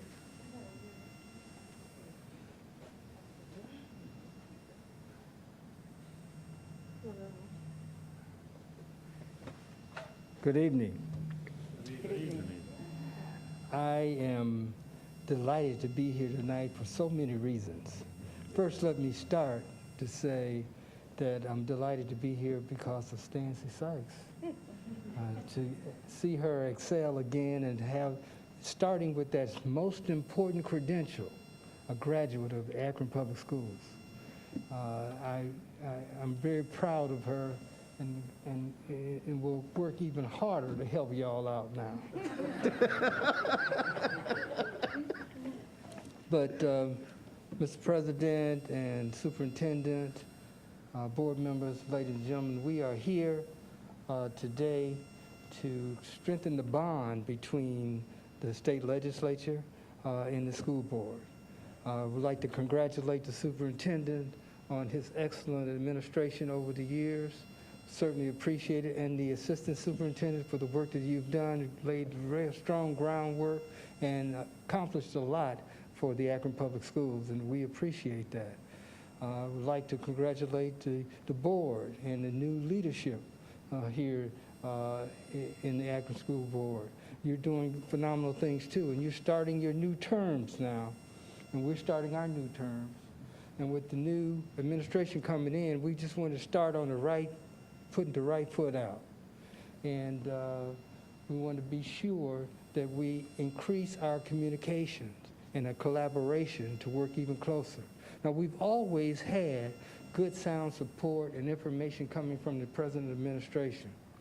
But we are in dire times now, and we want to seize the new opportunities as we take on these new challenges to try to make even more improvements for our collective responsibility to children and students in the Akron Public School System. Next slide, please. One of the reasons that we are concerned about this and put emphasis on this because of the relationship between the Akron Public Schools and the state legislature and the funding. And you see that big piece, that 56% of the funding for this school system is coming from the state? We are the ones that vote on those appropriations. And so we want to work closer with you so we can make even better decisions about how to allocate resources and set policies for you. Next slide, please. We are currently in the middle of the budgeting process. And in this budget, been adopted in the House version of the budget, a new formula for funding education. Now, all of us have heard over the years, the last 20 years, how unconstitutional funding has been. Well, I want to let you know that your treasurer, Ryan Pendleton, and others like his colleagues across the state have been working for 2 or 3 years now, putting together a better plan so that you could have a more dependable stream of funding and can better predict what your contribution should and could be here to the school system. And so we are working on that plan. We'd like to get more input from you to make sure that we're sure-footed in making the right decisions for our children. Next slide, please. Me? Hi, everyone. My name is Amelia Sykes. I'm a state representative for Ohio's 34th House District and the House Minority Leader, and just want to say thank you for allowing us to come and present to you, to President Akbar, Superintendent, members of the board, and those watching at home. I just want to say again thank you to President Akbar for the invitation to join all of you and talk about what we do in Columbus and how it is impactful for school districts here. Similar to the senator, really excited to be here to watch my sister. I did catch the end, accept a new position and role here. I know she's phenomenal, and she'll be an asset to all of the teachers here. But again, having a strong Akron Public Schools foundation like the two of us have had is really a commitment to the work that school boards and members have done over many, many years at Akron Public Schools. And any time that I get the opportunity to talk about how great Akron Public Schools are, I do, because they are. And everyone should send their kids to Akron Public Schools because public schools matter, and they provide and produce wonderful, well-educated, rounded students and people who will contribute to the community at large. Okay, I'm done with my commercial. So I want to just get into why it's so important for us to continue this conversation and be in continuous dialogue about what is going on at the state level. Oftentimes, the airways and the media talk a lot about the federal government, what our president is doing, what Congress is and is not doing, and then just we hear a lot about local governments because dogs barking, trash pickup, and potholes are very personal and happen every single day. But then there's the state legislature that does all kinds of things, but often hides in Columbus. Sometimes people don't even know where we are, but we're making quite a few decisions, sometimes better than others, that really impact people's everyday lives, including the schools that our children attend. So here's just a list of some of the things that we have voted on in the last year and a half. School report cards. Obviously, that is one of the reasons why you probably have heartburn as board members every night, and I know for certain I do not appreciate seeing Akron Public Schools with D's next to it, because there is nothing about the school district that is deserving of a D, but because of the way that the school report cards are, it puts public schools at a disadvantage because they often have lower letter grades based on that formulation. There is a bill pending right now that will adjust that and change it. And it is something that we would, of course, love your input on and happy to have more comments about. State assessments. These are including the many, many tests that our kids are required to go through, which often are just money makers for the testing facilities, but I'll digress. High school graduation requirements, an issue we recently dealt with. Teacher licensure requirements, something that I heard from one of your teachers regularly about. Everyone does not lobby as strongly about that, but I heard about it pretty regularly. Truancy issues, as well as student transportation, major issue, especially with your funding, and then just standards and model curriculum. And I know Rep. Galanti is going to talk a bit about that later. But a couple of things that are not as, maybe you don't always think about that impact to the school districts. So we talked about the school funding plan, and thank you to Treasurer Pendleton for the work that you've done with the Patterson Cup Plan, House Bill 305, and now House Bill 1. But also things like property tax valuations and how you can challenge them. Over the last 2 weeks in the General Assembly, we have dealt with bills that talk specifically about property taxes, valuation, how you challenge them, what it looks like on the ballot. And while it may not say it on the surface, both of those bills are targeted to impact the ability to pass school levies, which we know fund public school districts.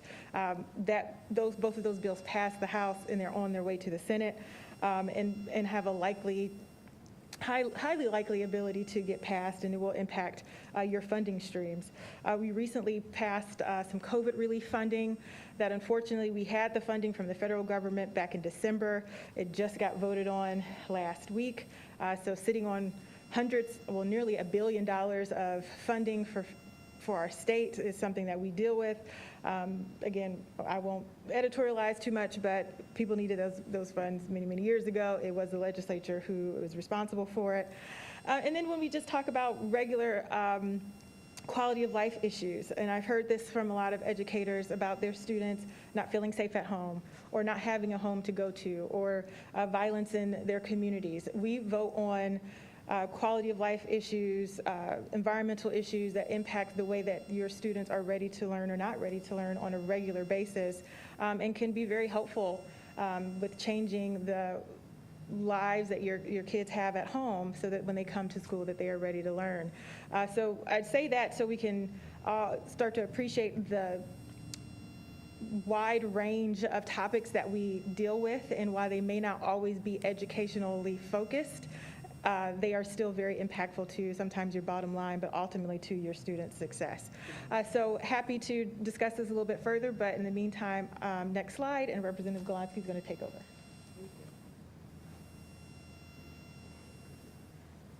Well, thank you so much for having me. You've heard all of the thank yous, and I echo those all over again. We're very grateful to you and your leadership. But I was just told I have just a very short amount of time.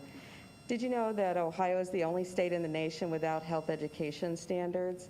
Health is Ohio's only academic subject area without standards, and Senator Sykes and I intend to change that. We have been working on legislation, he for many years and I for a couple of years, and we intend to introduce our health education standards requirement for Ohio, this General Assembly, and within the coming weeks. We need your help. And so the ask is that you all in this room, if you care about health education standards, you would please weigh in with us and let us know what you think. Ohio ranks 46 out of 50 states in public health outcomes compared to healthcare spending. That's outrageous. We can see this reflected in the adverse effects of the pandemic. Districts can advocate for issues to legislators or state board members. So the way to contact me is at ohiohouse.gov, and I'm Rep 35. I represent the 35th District, which includes parts of Akron and also the city of Barberton. But when I say advocate, that means you. That's the way your state and local government should work. We should hear from you, input from all of you in this room, to find out what you think about health education standards. So we're going to be looking to hear from you in the next coming weeks so that you can help us with this legislation. And then finally, collaborating with all interested parties, not just the people in this room, but parents, educators, and for any and all who might be interested in outcomes at the public schools, we need your help. And so we are very grateful for you letting us take a small moment of your time to talk about that relationship and the importance of continuing the relationship and expanding it between you and us, the legislators. We work for you, and we intend to do that, and we hope to continue doing that with your help. So thank you.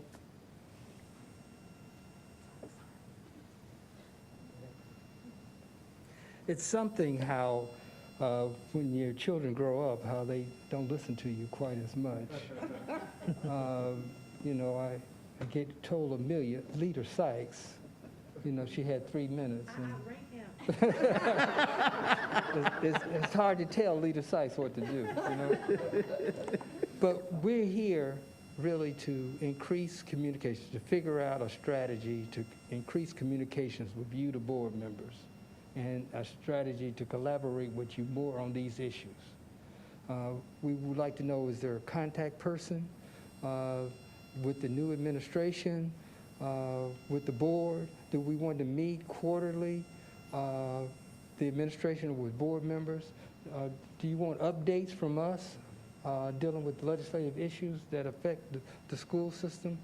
We're trying to figure out how we can improve our collaboration so we can tackle all of this and improve the education for our children. Senator Sykes, I will step up there. I think that if you contact our president, board president, and he can make sure that the new superintendent, as well as all of us, are notified and maybe coming together to make come up with some meetings so we can work on some of these issues that we need to tackle down at the state as well as here for the board. Yes, thank you, Ms. Alexander. I also will just add, and then I see Ms. Autry, and I'll go to her, and then Dr. Hall, that first, we thank you for this first meeting, an opportunity to begin that conversation.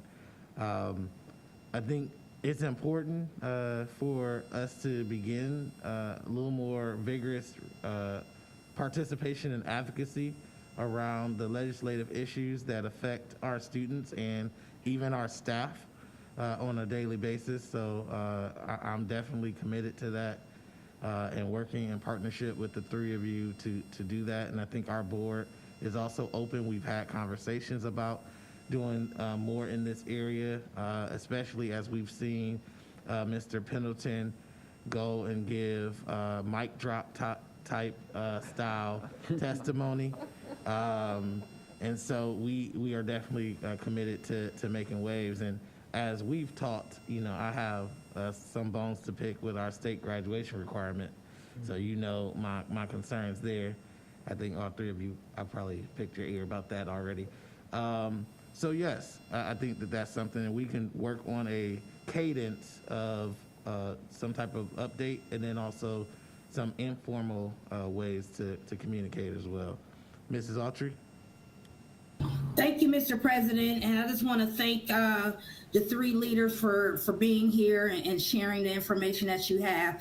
I just wanted to bring to your attention that new to this district, with the leadership of Mr. Pendleton and his team, as well as the Finance Committee, we have developed an advocacy page that's on our website, which is updated regularly with the latest legislation related to educational issues. So I just wanted to bring that to your attention because it is important not only for the board members and leadership to be aware, but also educating our community on the issues so that we can be better advocates. So I would say that on top of everything else that Mr. Pendleton does so well for us, he or his team would be a contact person as far as updating our site. I believe we also have a feature now so that families and community can, send letters in support of things that we feel are important to our district. I want to just make you aware of that. And then I was just wondering if you can briefly share, you mentioned about a bill pending regarding the school report cards. If you could speak to that at all, what that entails. And thank you. Thank you, Ms. Autry. Leader Sykes. Thank you, Ms. Autry, and to the members.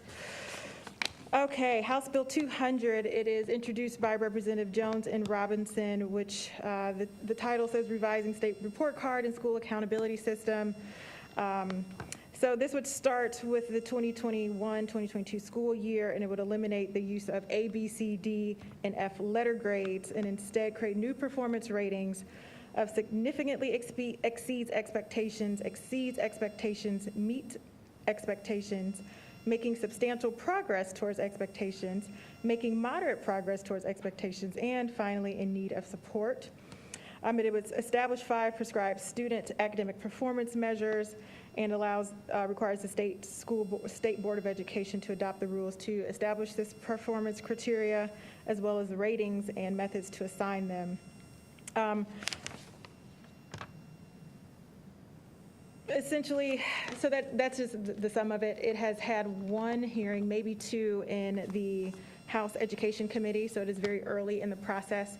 So if any of that sounds good or bad and you want to start to engage in that process, I can assure you Representative Robinson, who is from the Solon area, as well as Representative Jones, would be more than willing to hear you out. But if you need to be a conduit to any of those, be happy to introduce you in the event that there are challenges. I know that the Big 8 school districts have lobbied together and have been working with the bill sponsors on this. And if there is more that you need from them, please let us know. I'd be happy to facilitate some of that. Thank you very much. On the surface, personally, I never liked the grades. And there's giving, well, how many options was that? 7, 8? I think 7. Yeah, so there's more grading opportunities out there that sounds actually more on a evaluative scale. So, but the devil is always in the details. So we look forward to working with you on that. Any other questions, Dr. Hall? Yeah, thanks. For a split second there, I thought that you were going to say that they were going back to VG, G, S, and N back in the day. We all got that joke, right, that time? All right, thank you, appreciate it. I got a lot of S's and N's when I was in grade school, just so you know. But and then, Senator Sykes, as you were talking, you were kind of asking those questions. In my head, I had sort of one answer for you, which was yes. To all the above. so looking forward to a closer relationship with you as well. And then just one in follow-up, would love to hear more as we move forward about the health standards bill. I'd love to have an offline conversation if you are both amenable to doing so. I have a lot of strong thoughts about that as well. So thank you. We also plan to have health education administrate. We also have scheduled to have some health education administrators from this region to actually talk to you all as well. So we're on top of it.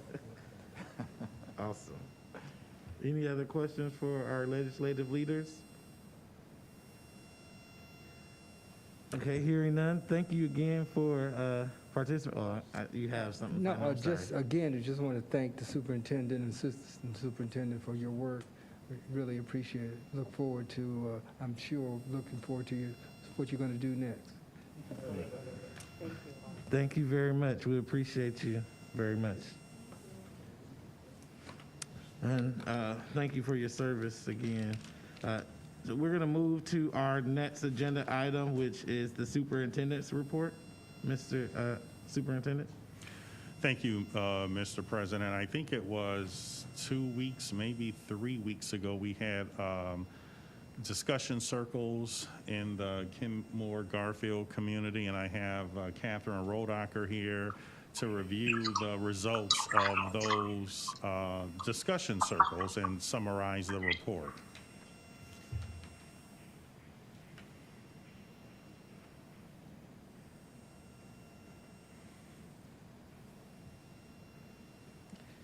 Good evening, everyone. Am I good to talk? The back feet, is that normal?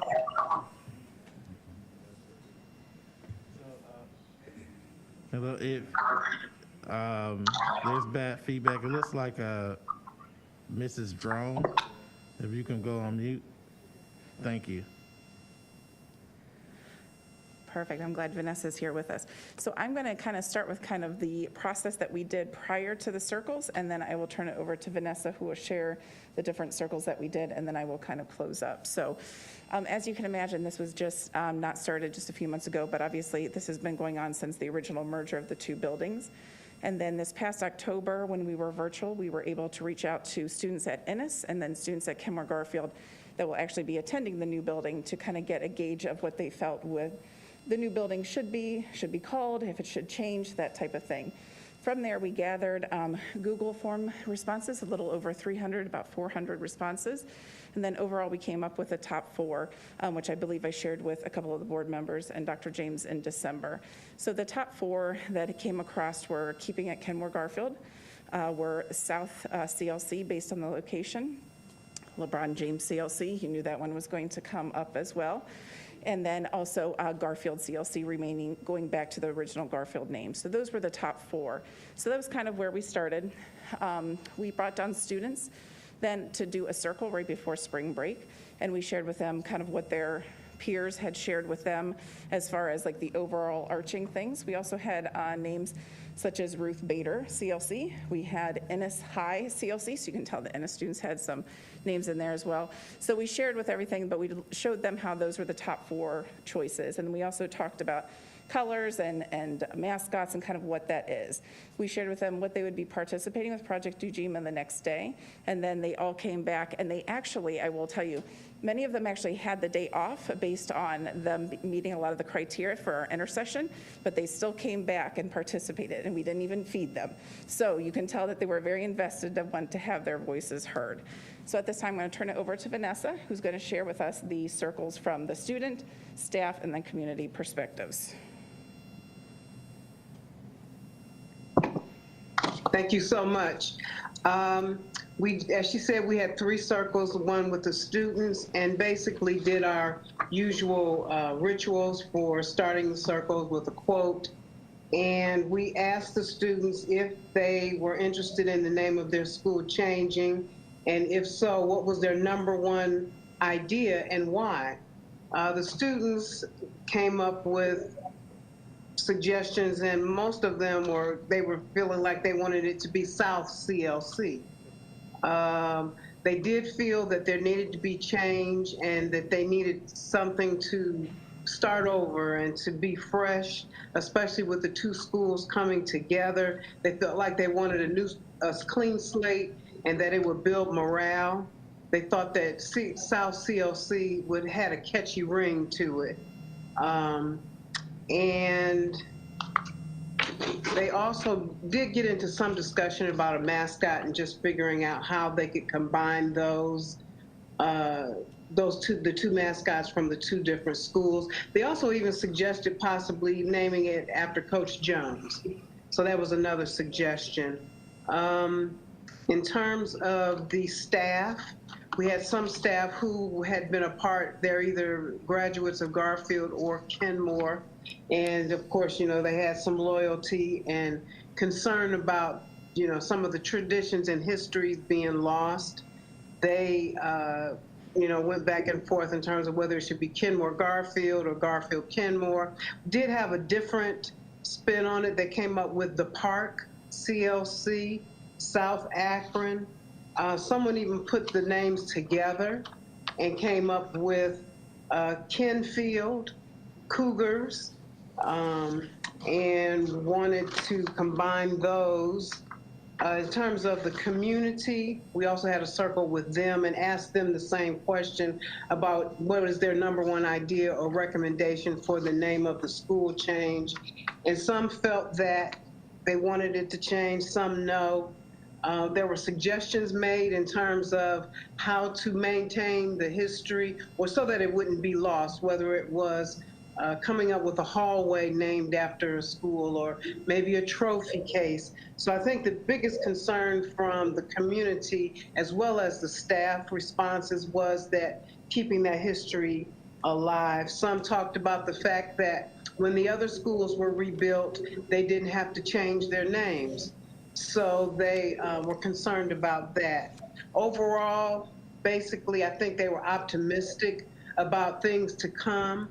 They felt heard, and were glad that they had the opportunity to have input, even though they realized, and we stated at the beginning, that this would not be, a final determinant as far as what the name of the school would be. But they were glad that they had, the opportunity to have some input and exchange their feelings and their concerns. They were glad overall that they had participated, and again, looking at the history. So we had the 3 circles. The first one was students, the next one was staff, and then the third one was with community members. So a couple additional points. I'm not sure if you have the report, but as you can kind of see, there's a general consensus between our students and staff with the South CLC. A lot of the combination of names of the Kengar and Fieldmore, I think there's also New Beginnings came more from the community circles as well. And I think there's definitely a recognition that no matter what it is, there's still going to be the honoring of 2 communities. That doesn't change. There still will always be the Garfield Firestone community. There will always still be the Kenmore community that both have strengths, obviously. And I think the ideal thing is that we are looking at to take the strengths of both and kind of create something that is strong and a foundation that our kids can be proud of. And I liked how Dr. Hall spoke at the beginning about, thanking those community members for emailing in and sharing their thoughts and things like that. And I think about our kids. You know, our kids are our community members in a lot of ways. They are our future taxpayers. They're our future voters. They are part of the community. And I will tell you, we definitely get to hear their voices every day, 5 days a week. If you ever want to come into a lunchroom, you will hear exactly what they think and feel as you pass out lunches and collect trash. So that's kind of the nice thing, is that we do have a real kind of, we have a real in touch with our kids. And I just think we have to remember that our kids are our community members as well.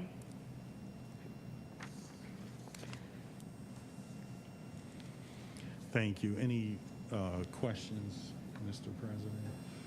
Is there any questions for Dr. James? Dr. Hall. So thank you for that presentation. I appreciate it. Just had a couple of questions. Actually, one's clarifying in nature. The first one is, as I was looking through the document that was shared with the student format, is this correct that that there were 16 students that participated in the circle? That is correct. I was there, yes. Okay. So think of our timeline, if you will, because of the naming policy that was going through, and we also have to get a name to the builders as well. Yeah. And so working with Project Ujima, they didn't really want any more than 12. They were kind enough to kind of let us squeeze in 16 because we had already done prior processes of, you know, getting to our kids both at Ennis and Kenmore Garfield to kind of gather up at least the primary data of what the top names are looking like. The 16 students that were chosen were very purposeful of choosing 9th and 10th graders that will be in the new building. And they're also students that were throughout certain regions, as well as students that participate in a variety of things. So we have the kids that are in sports, we have the kids that are in band, we have the kids that are in the up-and-coming esports. And I probably think that was probably one of the most beneficial things, because I was a little worried at the beginning when the first person, when we went around the circle and said South, and then you start to hear South, South, and you're thinking, oh my goodness, just one of those moments where everybody's saying what somebody else says. And then you got to participate in this very rich discussion at the end where the kids then had to say why they chose that. And it was beyond just kind of like a new beginning. They got excited. They went out and they told everyone, which is that, you know, all of that feedback then we get at lunch and things like that. So it was very purposeful 16 students, but it wasn't just 16 because that was just a round 2 type thing, if that makes sense. Gotcha. I appreciate it. And then my second question was, and then I'll see back to the floor if others have questions before I ask all of them. But with regard to the staff, I just want to make sure so can you clarify how many staff members participated in the circles and how were they selected? It was open to all staff. Okay, so how many took part? I guess I was hazy on. You know what? I believe there was about 27, but I can give you exact number just later. Ballpark is fine. I mean, you think 27 out of how many staff? We have approximately 90 if you count everyone beyond teachers, all teaching, support, clerical staff. It was open to everyone. Gotcha. Okay. Okay, any other questions? Yes. Oh, Miss Autry. I promise I'm coming back in. So I get it. But so this is actually, first of all, I want to thank the team, Project Ujima. You know, I know this is not the easiest conversation. So I know this circle, there was a specific purpose. I'm also wondering, I think there might have been a missed opportunity, and correct me if I'm wrong, and not to be disrespectful to the students' input and thoughts, but just to the point that we had a South High School. And so I think that would have been a great opportunity. It was a teachable moment about the history of Akron Public Schools. And I personally, as well as the folks, everyone else on this board had comments from folks who graduated from South High School back in the 60s and whatnot, you know, who felt a certain type of way, as they say, about that possibility. So I'm just wondering if that opportunity came up at all to discuss with the students that, you know, we had a South High School and what type of impact would that have on those alumni, and if any of those alumni were even in that community circle to share comments regarding, you know, the possibility of South being the name. So it actually did come up in our student circle. Like I said, we met with the students the day before, and so they had time to go and research. A lot of their research, I will let you know, went along school colors and what they thought would look cool in uniforms and band uniforms and things like that. But they did find out that there was a South high school. They also learned how it went to Miller South, and there was some other steps in between there. And it was interesting because one of our Project Ujima facilitators actually shared that she went to East, but always wanted to go to South because they got to dance to music during lunch. So the kids enjoyed that story, and so of course you can only imagine that music is going to be requested if we are South. But yes, it was discussed, and I think a lot of the discussion too with the kids is South kind of represents all of them and not just one part. It also kind of stays away from naming it after a person who I think, as we can tell by history, can possibly cause issues later on down the road. But they were aware of the South High School previously, as well as the Miller South combination. Thank you very much. Mrs. McKittrick. Will there be opportunities for more community input? So at this time, I think that the builders are kind of at the point where they need to know the name. And just so you know, I want to thank Carla Chapman, who was fantastic in guiding me of who to invite, who to make sure that I spread it out well. So we did send it out to councilmen, community centers, the Akron PTA, the business alliances. We posted on Facebook, Twitter, the APS webpage, our webpage. We also sent it to all of our 8 feeder elementary and middle schools to distribute as well. So I don't know of any next steps as far as further community involvement, but I think that's kind of where we're at this point. And just, I know Ms. Autry has her hand, but just to share with people about the process in which we agreed upon and talked with the superintendent on was to have this report from the community circles and from the school by the end of this meeting. And then at our next meeting, we will receive the recommendation from the superintendent. And then we will have before the end of May to make the decision. So we can do it in the meeting that the superintendent makes the recommendation, but we can also do it at that next meeting. So just wanted to give you a sense of the timeline that we have. Mrs. Autry. Thank you. And just a comment that I needed to just say for the record, for me personally, Kenmore is still Kenmore, whether they're officially open as one of our schools or not. And I'm not convinced that down the road that we will somehow bring them back. This is a very vibrant community. And so I'm just not convinced that they might not come back in some form or fashion. And that building is Kenmore regardless. So that's me speaking as one board member. I just needed to share that. Thank you very much. And the last comment will be Dr. Hall. Yeah, thank you. So first, I would echo wholeheartedly Ms. Autry's commentary on this. I do, for transparency's sake, I do feel compelled to point out something else too. I think there was a comment that was made about the students being future voters and future taxpayers. And I think that's a very salient point. But I think also I've gotten literally hundreds of emails from folks on this topic, overwhelmingly swayed one way. It's overwhelmingly advocating for it to be called Garfield High School for a multitude of reasons. And I think that we also have to give that weight as well because they are current taxpayers and current voters.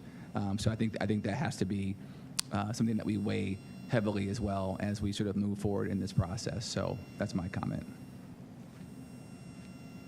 Thank you very much, Mr. Superintendent. Okay, thank you. Didn't you have another item, I think? Yeah, I do. Okay. So earlier last year at the start of the pandemic, there was a resolution that we passed on July 27th regarding uniforms, our uniform policy. Mm-hmm. And at that time, we set aside the uniform policy for the school year 2021. And so I want to know, are we going to look at doing the same thing for this upcoming school year with uniforms? And the reason why that's important now is as we put out our opening school packet, we'll have to have that information, included one way or the other. And some initial results from just principals, just a quick principal questionnaire shows trifocals and still can't see. About maybe 3/4 would either eliminate or suspend, and about 1/4 would say we should reinstate. So I would just need some direction on what the board's pleasure would be regarding the uniform policy. So I just have a clarifying question to that ask is the timeline for when you need the answer. Opening school packet, Deborah? Actually, Dr. Can you go to, sorry, I just want to make sure people who are, and Diana is online, so I just want to make sure they can hear.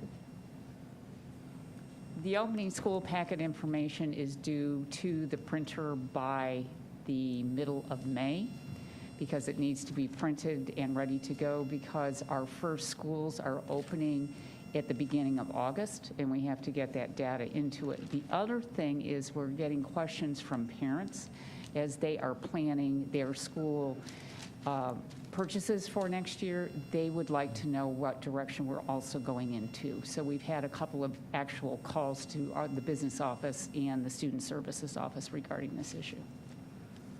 Okay, so any discussion? Mrs. McKittrick. Have we asked the families their preferences? If we've asked principals, have we gotten feedback from the families? No, I have not issued a survey of families. Mrs. Mansfield. So Dr. James knows how I feel about this. When I first ran for the board, this was one of the issues that got me charged up. So when I came in, that was, he knows how I feel about this. And we've gradually moved some things so that it wasn't as stringent of a policy. For those of you who weren't serving at one point, either Dr. James or I'm not sure which one got quoted in the paper for saying we were more interested in having their butts in seats rather than that was me. Yeah. than what was on their butts. So because there was a discussion over whether pants had rivets or not. I mean, it used to be so very, very picky. So we have loosened things over the years, and I know that most of the pushback has been from staff. So that was one of the things I mentioned in scrimmage this morning was, what did the staff think about this? I don't know about all of you, but overwhelmingly when we waived it last year, it was very positive from parents. Although there were a few who do like having the uniforms because there doesn't have to be an argument in the morning, right? The argument is settled because you have to wear your uniform. So in my mind, and my kids would hate this conversation. In my mind, having it as an option or as a guideline is a great idea and an allowance, but allowing parents that flexibility is fantastic as well. Look, we have a lot of parents who might have uniforms. I know with my kids, they were passed down from kid to kid, right? Because in a lot of times, they were growing so fast that they didn't wear them out, and the next one could wear them for a while too.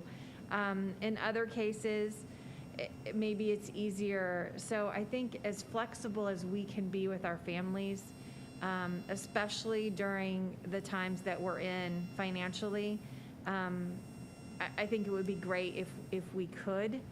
But we also, we tried, we were in the middle of right before the pandemic, we were using our student school board to have meetings about this. And then that got shut down because they were trying to help us to formulate what that would look like. So I think there's a lot of wiggle between the stringent uniforms that we started with that prescribe school shoes and colors and rivets and things like that, to where we've come, and maybe now's the time to go just another step further. Thank you. Thank you very much. Anyone else? Okay, so, oh, I'm sorry, Mrs. Autry. So I just want to agree with Mrs. Mansfield. You know, with everything that we've been through and the restrictions that have been put in place for various things, you know, I think it's healthy for our students to have some type of choice and options. You know, and it's, I guess, given the building level principles that autonomy to kind of manage that. But remaining flexible, I just think is really key moving forward. So that's my comment, and I do agree with what Mrs. Mansfield said. Thank you. Thank you very much. Anyone else? Any other comments? So I'll say this for me personally. I'm not a fan of dress codes in at all, ever, really. So at least not in schools, but that's me personally. But I think that for what the superintendent is asking, we literally, based off what I'm hearing from Mrs. Folk, is we have until the next board meeting, which I believe is May the 10th or something along those lines. Look at my calendar just to make sure to make the decision. We also can entertain a motion today if someone wanted to do that, so we have both options on the table. Mrs. Mansfield. I would just say that I kind of like the idea of throwing it out today, and then to Ms. McKittrick's point, this gives folks a chance to reach out to us if they feel strongly one way or another. To what Derek said earlier, you know, we've been getting a lot of feedback on a lot of things lately, so give us feedback on what you think, and I think that we need a little bit of that feedback as well. I think that would be incredibly helpful to see if anyone reaches out. Maybe they don't feel strongly one way or another either, and they're just looking to us for guidance. So, thank you very much. Great point. Anyone else? Okay. So since there's no motion on the table, we have until our next meeting on May 10th. And so we're going to ask the superintendent and Mr. Pendleton to prepare a resolution for us to review and vote on, or not vote on at the next meeting. Okay, so moving on, Mr. Superintendent, sorry. One other item that has come up, we have Election Day coming up. I would like to make that a remote learning day. If you go to a school like Resnick, where I vote, the way that building is constructed is that the voting takes place in the gym and the cafeteria is on the other side of the stage.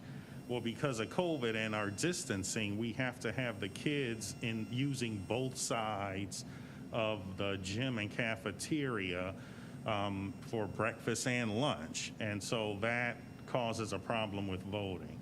So I would just like approval to just proceed with, you know, having Election Day for all of our students, not just the 19 buildings that have elections in them, because then I'll get yelled at from the people who aren't in those buildings. To have, you know, a remote day, we'll have the teachers assign, you know, them work and have them available just for that day. It's hard when we come to, you know, these primaries that aren't on a typical schedule, like, you know, the fall election where we typically are closed, so. Sounds good. Is there any discussion or is there a motion? I make a motion that we make that day, Election Day, a remote day for our students. Second. All right, so it's been moved by Mr. Alexander to make the primary date a remote day for all students in APS, and it was seconded by Ms. Autry. Any discussion? Hearing none, roll call, please, Mr. Pendleton. Dr. Hall? Aye. Mrs. Mansfield? Yes. Mrs. McKittrick? Yes. Dr. Akbar? Yes. Mr. Alexander? Yes. Ms. Autry? Yes. Mr. Bravo? Yes. Thank you very much. Is there anything else, Mr. Superintendent? No, thank you. Thank you very much. Next, we have the president's report. And I wanted to share a few things with you. One of them, I was going to actually go a little in depth around my thoughts around our graduation requirements in the state that I've been having constant conversations with our legislators about. But I will spare you the details of that conversation. I'll just say that as we position ourselves to be leaders in this space around advocacy for education and what makes sense for our students, especially when we think about educational equity. I think it's important when we think about the graduation requirements as being one of those areas. So it's important that I think we, instead of having multiple graduation requirements, tests and credits and all these, that there's a either or option for our students because not everybody's good at tests, and some people can show proficiency in other ways through a test. So I think it gives everyone that opportunity. And then I think our state seal program is great. So, and I think we'll do more work in that area as well. So I'll save the additional things I was going to say about that to a later date. So the next thing I have on my list, there's three things. The second thing is really thinking about the moment that we're in. And I think it's time for us to continue to think about that as a district and seize the moment. I want to make somewhat of a personal statement around the Derek Chauvin guilty verdict. And I've thought really long and hard about this, mainly because I think it's in, some people I talk to don't see a connection to what we do and how that case specifically has impacted people. But then also the murder of George Floyd, which we now can actually say was a murder without a reasonable, without a doubt, sparked a nation of advocates across this country to make change and to do something different so that racism wasn't just something that we avoided, but that we addressed head on. And I think that this guilty verdict wasn't something that we were celebrating, but it really was a note to say that finally some accountability.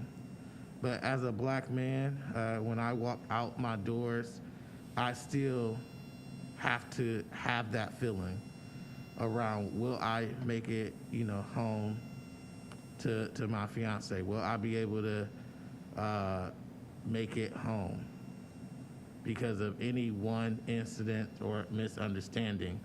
When I interact with people, will they misconstrue my passion for anger and aggression?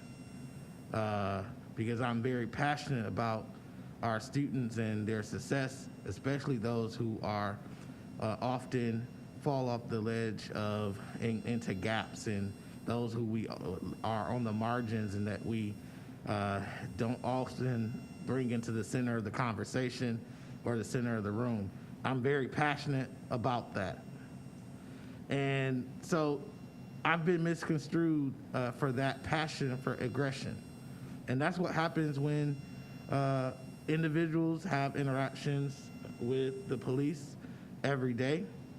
That's exactly what happens in our society when people prejudge and make assumptions about people. And we're all allowed to make mistakes in our lives. but that doesn't make us guilty of everything, nor does it make our lives dispensable. And I just wanted to say that as a district, we need to continue to double down and recommit ourselves to making sure that every child in this district and in this city knows that they matter, that their mind is something that matters, and that we're going to do all we can to cultivate that and to make every child in our district a success as much as we possibly can. And so I just wanted to say I'm just doubly committed to that.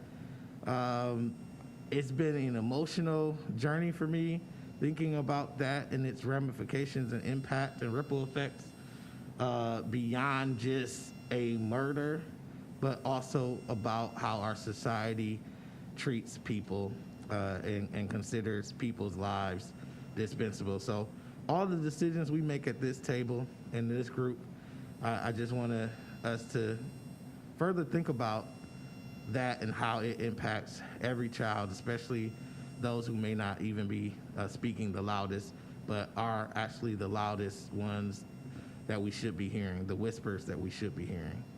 So with that being said, I just needed to say that.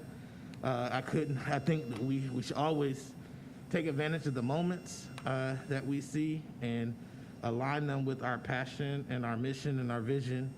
And our vision in Advanced APS around equity is something that we can't just let sit on the shelf, but we have to live it every day. And so I'll continue to share moments like this as we continue to do the work. So thank you for indulging me on that. Next, and finally, but definitely not least, and something I think we all have been wondering about, is our superintendent search. I want to thank the board for entrusting me to help guide us in that process. And your kind words at the beginning of the meeting was more than appreciated. I think we've, as a board and as a community here in Akron, we should be very proud of ourselves. The district should be proud of themselves as staff members and administration, because we are the first school district post I won't even go into all the details, but post the incident around another superintendent search that didn't go so well, that received a lot of criticism. And we committed ourselves to do everything opposite of what they did, to show that we can have an open and transparent process. We can include the input of our community members, of our families, and most importantly, our students, and also our staff, people who we work alongside every day and that this board employs. And I think that this process has shown that. So I hope that we are happy with it. With that being said, we are in the process of reviewing the final contract, and the hope is, and it's not set in stone yet, so I don't want anyone to think anything if we have to change the date. But the hope is right now is that we have tomorrow our special board meeting where the board will approve the final contract for Ms. Christine Fowler-Mack as our next superintendent. That is our hope. And then with that being said, we'll do as a board a proper introduction of our next superintendent. And I can't mention that without saying that, as I've said before, as we've gotten all the media requests and Mark Williamson knows how I feel, we did our process the way we did it because we wanted to make sure that it was beyond reproach, and that we wanted people to know that we were going to extend the offer, but the offer isn't accepted yet until it's signed. And the hope is she'll be here tomorrow and she'll sign it, and then we'll have a yes, and we can do the parade and the party and the celebration for the next the journey. So I've refrained from some of those interviews because I thought it was a little premature, if you will. So with that being said, we have one superintendent at a time, And until June 30th, we will continue to support and raise up Dr. David James as he and his team will be in the vineyard doing the work. While we are excited about the future, we also have to be excited about the now. So thank you again for all your work, and I'm looking forward to celebrating you as well. And so want to just put that out there. Any questions about the report that I gave? Or any discussion, I should say. Let me look at online. I don't want to miss Miss Autry again. All right, so I'm not seeing anything. With that being said, if there's nothing, I'm going to move on to Treasurer's Report. Mr. Pendleton. Thank you, Dr. Akbar.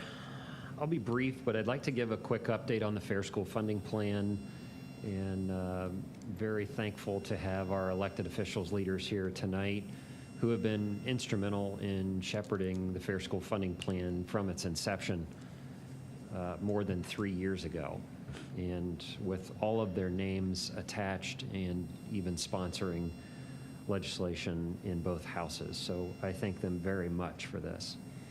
A quick explanation of where we are. 3.5 years in the making. Representatives, now Speaker Cupp and Representative Patterson, really started this 6+ years ago. This has culminated in various bills in both houses, and again as House Bill 1, which symbolizes the House #1 priority. And it has been subsequently rolled into House Bill 110, the budget bill. And that was a major request from the Senate Finance Committee late last year following the historic vote in the House to support this with 85 plus supporting votes. And so away we are in the midst of developing this Fair School Funding Plan, listening to stakeholders, modifying it, and it is leaving our hands. And I think that's the best way that I can explain it is we no longer have the ability to modify the provisions of this bill with our recommendations from the Fair School Funding Plan. That doesn't mean that we still won't be advocates for Akron Public Schools and for students around the state of Ohio, and that will continue on tomorrow in Senator Sykes' committee, of which I will be testifying at 9 a.m. And again Wednesday at 4. But those will be some of the last opportunities for us to testify in public session regarding the bill. And so I'd like to touch on what's different from House Bill 1 to House Bill 110, Fair School Funding Plan now embedded in the budget bill. The major overriding factor is what's called the SAL, which is the state appropriation limitation. And very quickly, the calculation only limits the growth on the state budget to a little over 1%. And as you can imagine, post-pandemic, we're at some pretty good collection rates if you read statewide revenue reports. So that's a limiting factor for what can be afforded in this plan. And why is that important? Why do I need to go into that level of detail? Because the #1 priority in Fair School Funding Plan, as you remember discussing that, was economically disadvantaged funds. It was fully phased in over the 2-year of the 6-year phase-in. Is now being phased in at 0% the first year, 14% the second year. Why is that? Why is the flexibility of that changing? Well, right, wrong, or indifferent, and to Leader Sykes' comment about editorializing, I would love to do so. However, the realities of the SAL are the realities, and when statewide simulations were released, they released in the final column the district's ESSER fund allocation. And why is that relevant? Because very similar to success and wellness funds that we've had, according to governor's initiatives and economically disadvantaged, they have very close and overlapping purposes with those funds. So on the surface, we can weather it. However, it does change the priorities of the bill. And so we're getting a lot of questions. I've been on multiple statewide webinars today, last week, with the colleagues from BASA, OSBA, and OASBO, school board superintendents and treasurers. And I will leave you with this quote as we begin the process over the next few weeks where there will be a lot of changes and debate. It is not the fault of the current formula. It's the result of the past 20 plus years that have gotten us to this point. So we will be reminding our colleagues around the state of Ohio, and I'm sure you will hear similar over the coming weeks. So thank you. That concludes my report. Thank you very much. Any questions or discussion for Mr. Superintendent? I'm sorry, Mr. Pendleton?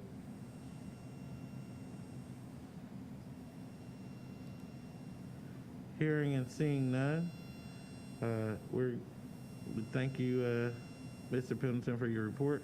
And we'll move on to committee reports. First up is legal contracts and board policy. Mr. Alexander. No report. Okay, no report. Next, finance and capital management. Mr. Bravo. Yes, thank you. Ms. Autry is going to kick us off today. Thank you so much. I just want to say that I think all of my committees met in the last week. I feel like I've had so many committee meetings, but Mr. Pendleton really shared a lot of what we discussed in Finance Committee when we met on the 21st. I'd just like to also add, we heard from Judith Nusser regarding COBRA, and also that soon we will be entertaining the option to outsource how we administer COBRA, just due to the volume of COBRA interactions that we have and the change in regulations. And it's to a company who currently does our flexible spending account, so it just kind of makes sense to make that natural transition. So that was discussed. And then also making that shift kind of shifts the risk, and also is going to free us up for some customer service initiatives, giving our HR the opportunity to focus more on that. So I'm excited to hear more about that. And it was shared that some of those initiatives will be around wellness and mental health for our employees in the district. And then again, as I mentioned, Mr. Pendleton, he's already shared a lot of what we discussed. And then also, we talked about an upcoming assessment related to the master facilities plan that we will be doing, and utilizing the interest earned from our local funded initiatives. And we're going to be looking at all of our buildings that went untouched in the plan, the CLC project that we did. So that is a 6 to 8 month process to complete, but it is forthcoming, and I just wanted to share that much with you, that those buildings who haven't been touched will be getting a look at in the near future. Thank you. And just to add to what Ms. Autry said, that's a comprehensive facility review for all of those remaining buildings, as she said, and it's looking at all of the systems within that building to evaluate where they are and what's needed, and that all goes towards the master facilities plan that she spoke about, which also then is a benchmark on our 3-and-3 plan. So just wanted to tie it back also to the 3-and-3. We also reviewed the 3 rounds of ESSER funds and the various possible uses of each that we've had in the district. The guidance that's provided for the ESSER funds outlines how our district can spend its funding as students return to in-person learning. And Mr. Pendleton has been collaborating not just with folks in our district, but also with other districts to determine the best way to utilize those funds as we move forward. The finance staff also helped to create a list of questions that were submitted to ODE, and so many of the questions that we were coming up with as we were in the meeting, Mr. Pendleton was pointing out that those are questions that staff have come up with as well, in addition to many others, and so those have been submitted. And that list again was shared with us, and the amount of funds that has been allocated to Akron Public Schools is also creating an interesting an interesting issue in that our capacity to properly manage and account for those funds is also being stretched. So that's something that this board is going to have to look at in the future, is how we're going to oversee those ESSER funds. It is a lot of one-time allocations, and it's a lot to manage. So we talked about that a little bit. That concludes our report. Thank you very much. It's instructional policy. Oh, Mrs. Mansfield or Mrs. McKittrick. Aside from the information that was presented in the summer school plan, our board members have also, in their emails, been given a very detailed plan with that. So I would recommend strongly that you all have a look at that. And then the other things I was going to update you on are the college and career academies and the IPS, but those are also linked in your board doc, so make sure you have a look at those because some really great things are going on. And I'll just highlight a couple of those with college and career academies. Bookdale, their culinary students had an opportunity to meet with a chef, Chef Marcus Tate, and he has cooked for NBA and NFL players, and they prepared a meal and also had an opportunity to have a live Q&A with Chef Tate. So really good stuff. We also had an ELLIT graduate, Will Wise, who was featured in the Akron Beacon Journal. He was in the automotive technology pathway, and he now owns a towing and salvage service that is valued at well over $1 million. And there are others in there too. I won't read to you, but make sure that you're having a look at those because it's really highlighting not only the great stuff that the college and career academies provide, but also what our students are doing with those opportunities. That's all. Thank you. Thank you very much. The Equity Committee with Dr. Hall. Thanks, Mr. President. We have not met since the last board meeting, but Equity will resume its trailblazing ways next Thursday. Be there. All right, thank you very much, Dr. Hall. The Communications Ad Hoc Committee, Ms. Saltry. Thank you so much. I actually, as part of the Instructional Policy Committee, had a few other comments that I just wanted to bring to the board's attention. So we had to reschedule our meeting, or we chose to reschedule our meeting initially because of the Chauvin verdict was scheduled to come out during our meeting, so we felt that was important to have that be a focus. So we decided to reschedule, and Dr. Akbar, I appreciate your comments. But due to that, we rescheduled our meeting, and we had been set up to start looking at our various schools that are in priority focus status, including voucher eligible schools.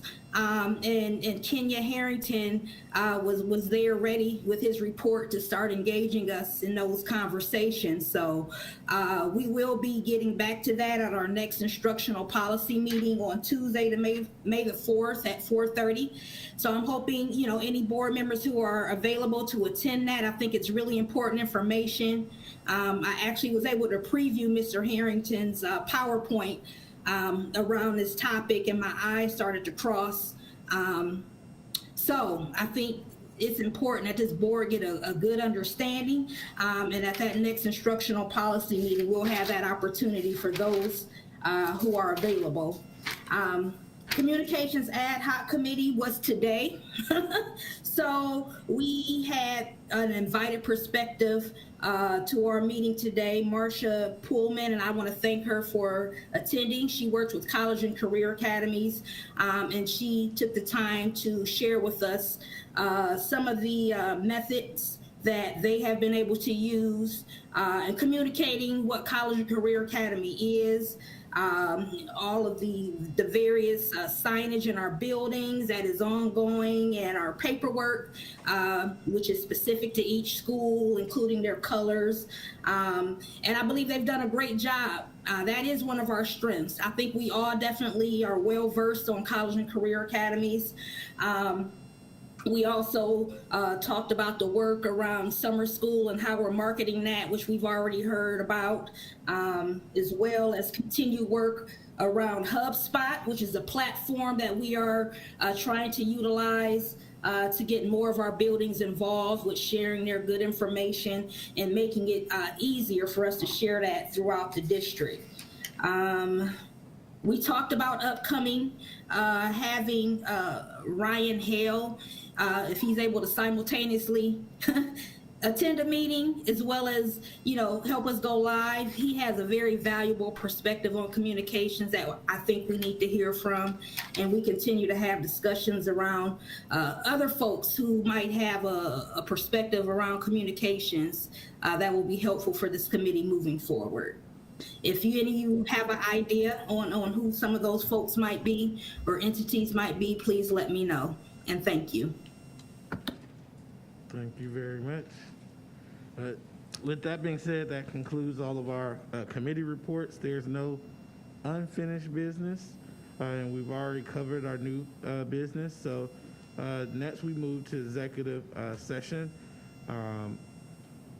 There is a need for executive session today, and I'll entertain a motion to recess into executive session pursuant to Ohio Revised Code 121.22G1 for the purposes of considering the compensation of public employees or officials of the school district, and Ohio Revised Code 121.22G3, the conference with board legal counsel concerning disputes involving the school district that are subject of pending and imminent court action.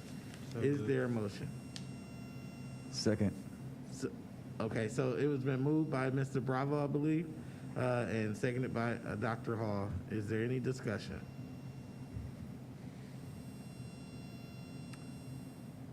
Okay, so Mr. Pendleton, roll call, please. Mrs. Mansfield, Yes. Mrs. McKittrick, Yes. Dr. Akbar, Yes. Mr. Alexander, Yes. Ms. Osry, Yes. Mr. Bravo, Yes. Dr. Hall. Aye. Thank you. Thank you very much for everyone joining us today. There will be likely action to take once we return from executive session, and so we will take that action when we return from executive session. Thank you very much for joining us today, and have a great day if you don't come back. We are now in a recess. Are we staying here? I think we're going upstairs, but I could be wrong.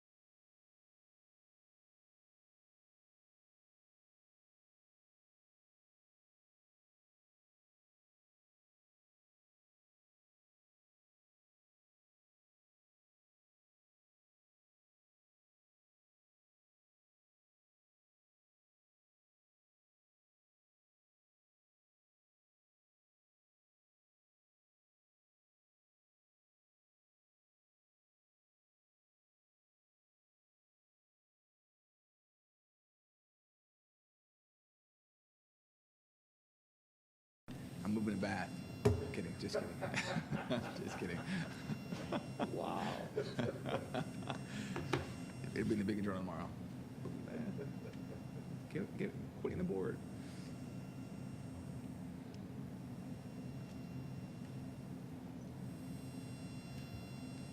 I didn't hear the music.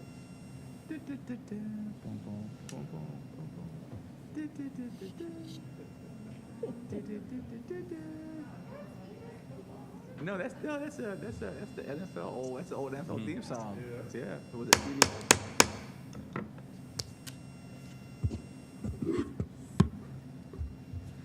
Good evening, everyone, and welcome back to the regularly scheduled board meeting on 26 April 2021. We have just returned from executive session, and we do have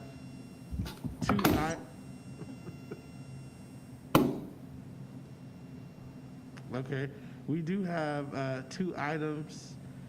Oh, Lord. Hold on one second. Sorry about that. Looks like some technical issues. So we do have two items for further action here today at our board meeting. So oh Lord, hold on. All right. So we will entertain a motion around the extension of the Families First Coronavirus Response Act. So moved. Second. It's been moved by Mrs. McKittrick, seconded by Mr. Alexander. Is there any discussion? Hearing none, we'll do a roll call vote. Mrs. McKittrick? Oh, okay, there you go. Yes. Dr. Akbar? Yes. Mr. Alexander? Yes. Ms. Autry? Yes. Mr. Bravo? Yes. Dr. Hall? Aye. Mrs. Mansfield? Yes. Thank you. Thank you very much, Mr. Pendleton. Next, we have the approval of the Akron Public Schools District Resolution Agreement, OCR docket number 15-16-7333. Is there a motion? So moved. Second. Is there moved by Dr. Hall, seconded by Mrs. McKittrick? Any discussion? Hearing none, we'll do a vote by roll call. Mr. Pendleton? Dr. Akbar? Yes. Mr. Alexander? Yes. Ms. Autry? Yes. Mr. Bravo? Yes. Dr. Hall? Aye. Mrs. Mansfield? Yes. Mrs. McKittrick? Yes. Thank you. Thank you very much. Both of those have passed. We are now, did not have any other business to come before the board. Motion to adjourn. It's been properly moved by Mr. Bravo and seconded by Mr. Alexander to adjourn. We will adjourn. I just have one final thing to say is we'll be back here tomorrow, it looks like, at 12 o'clock. So we look forward to seeing everyone tomorrow at 12. Everyone have a great day. Meeting adjourned. Good night. Good night. I know, me too. I didn't even get lunch, really.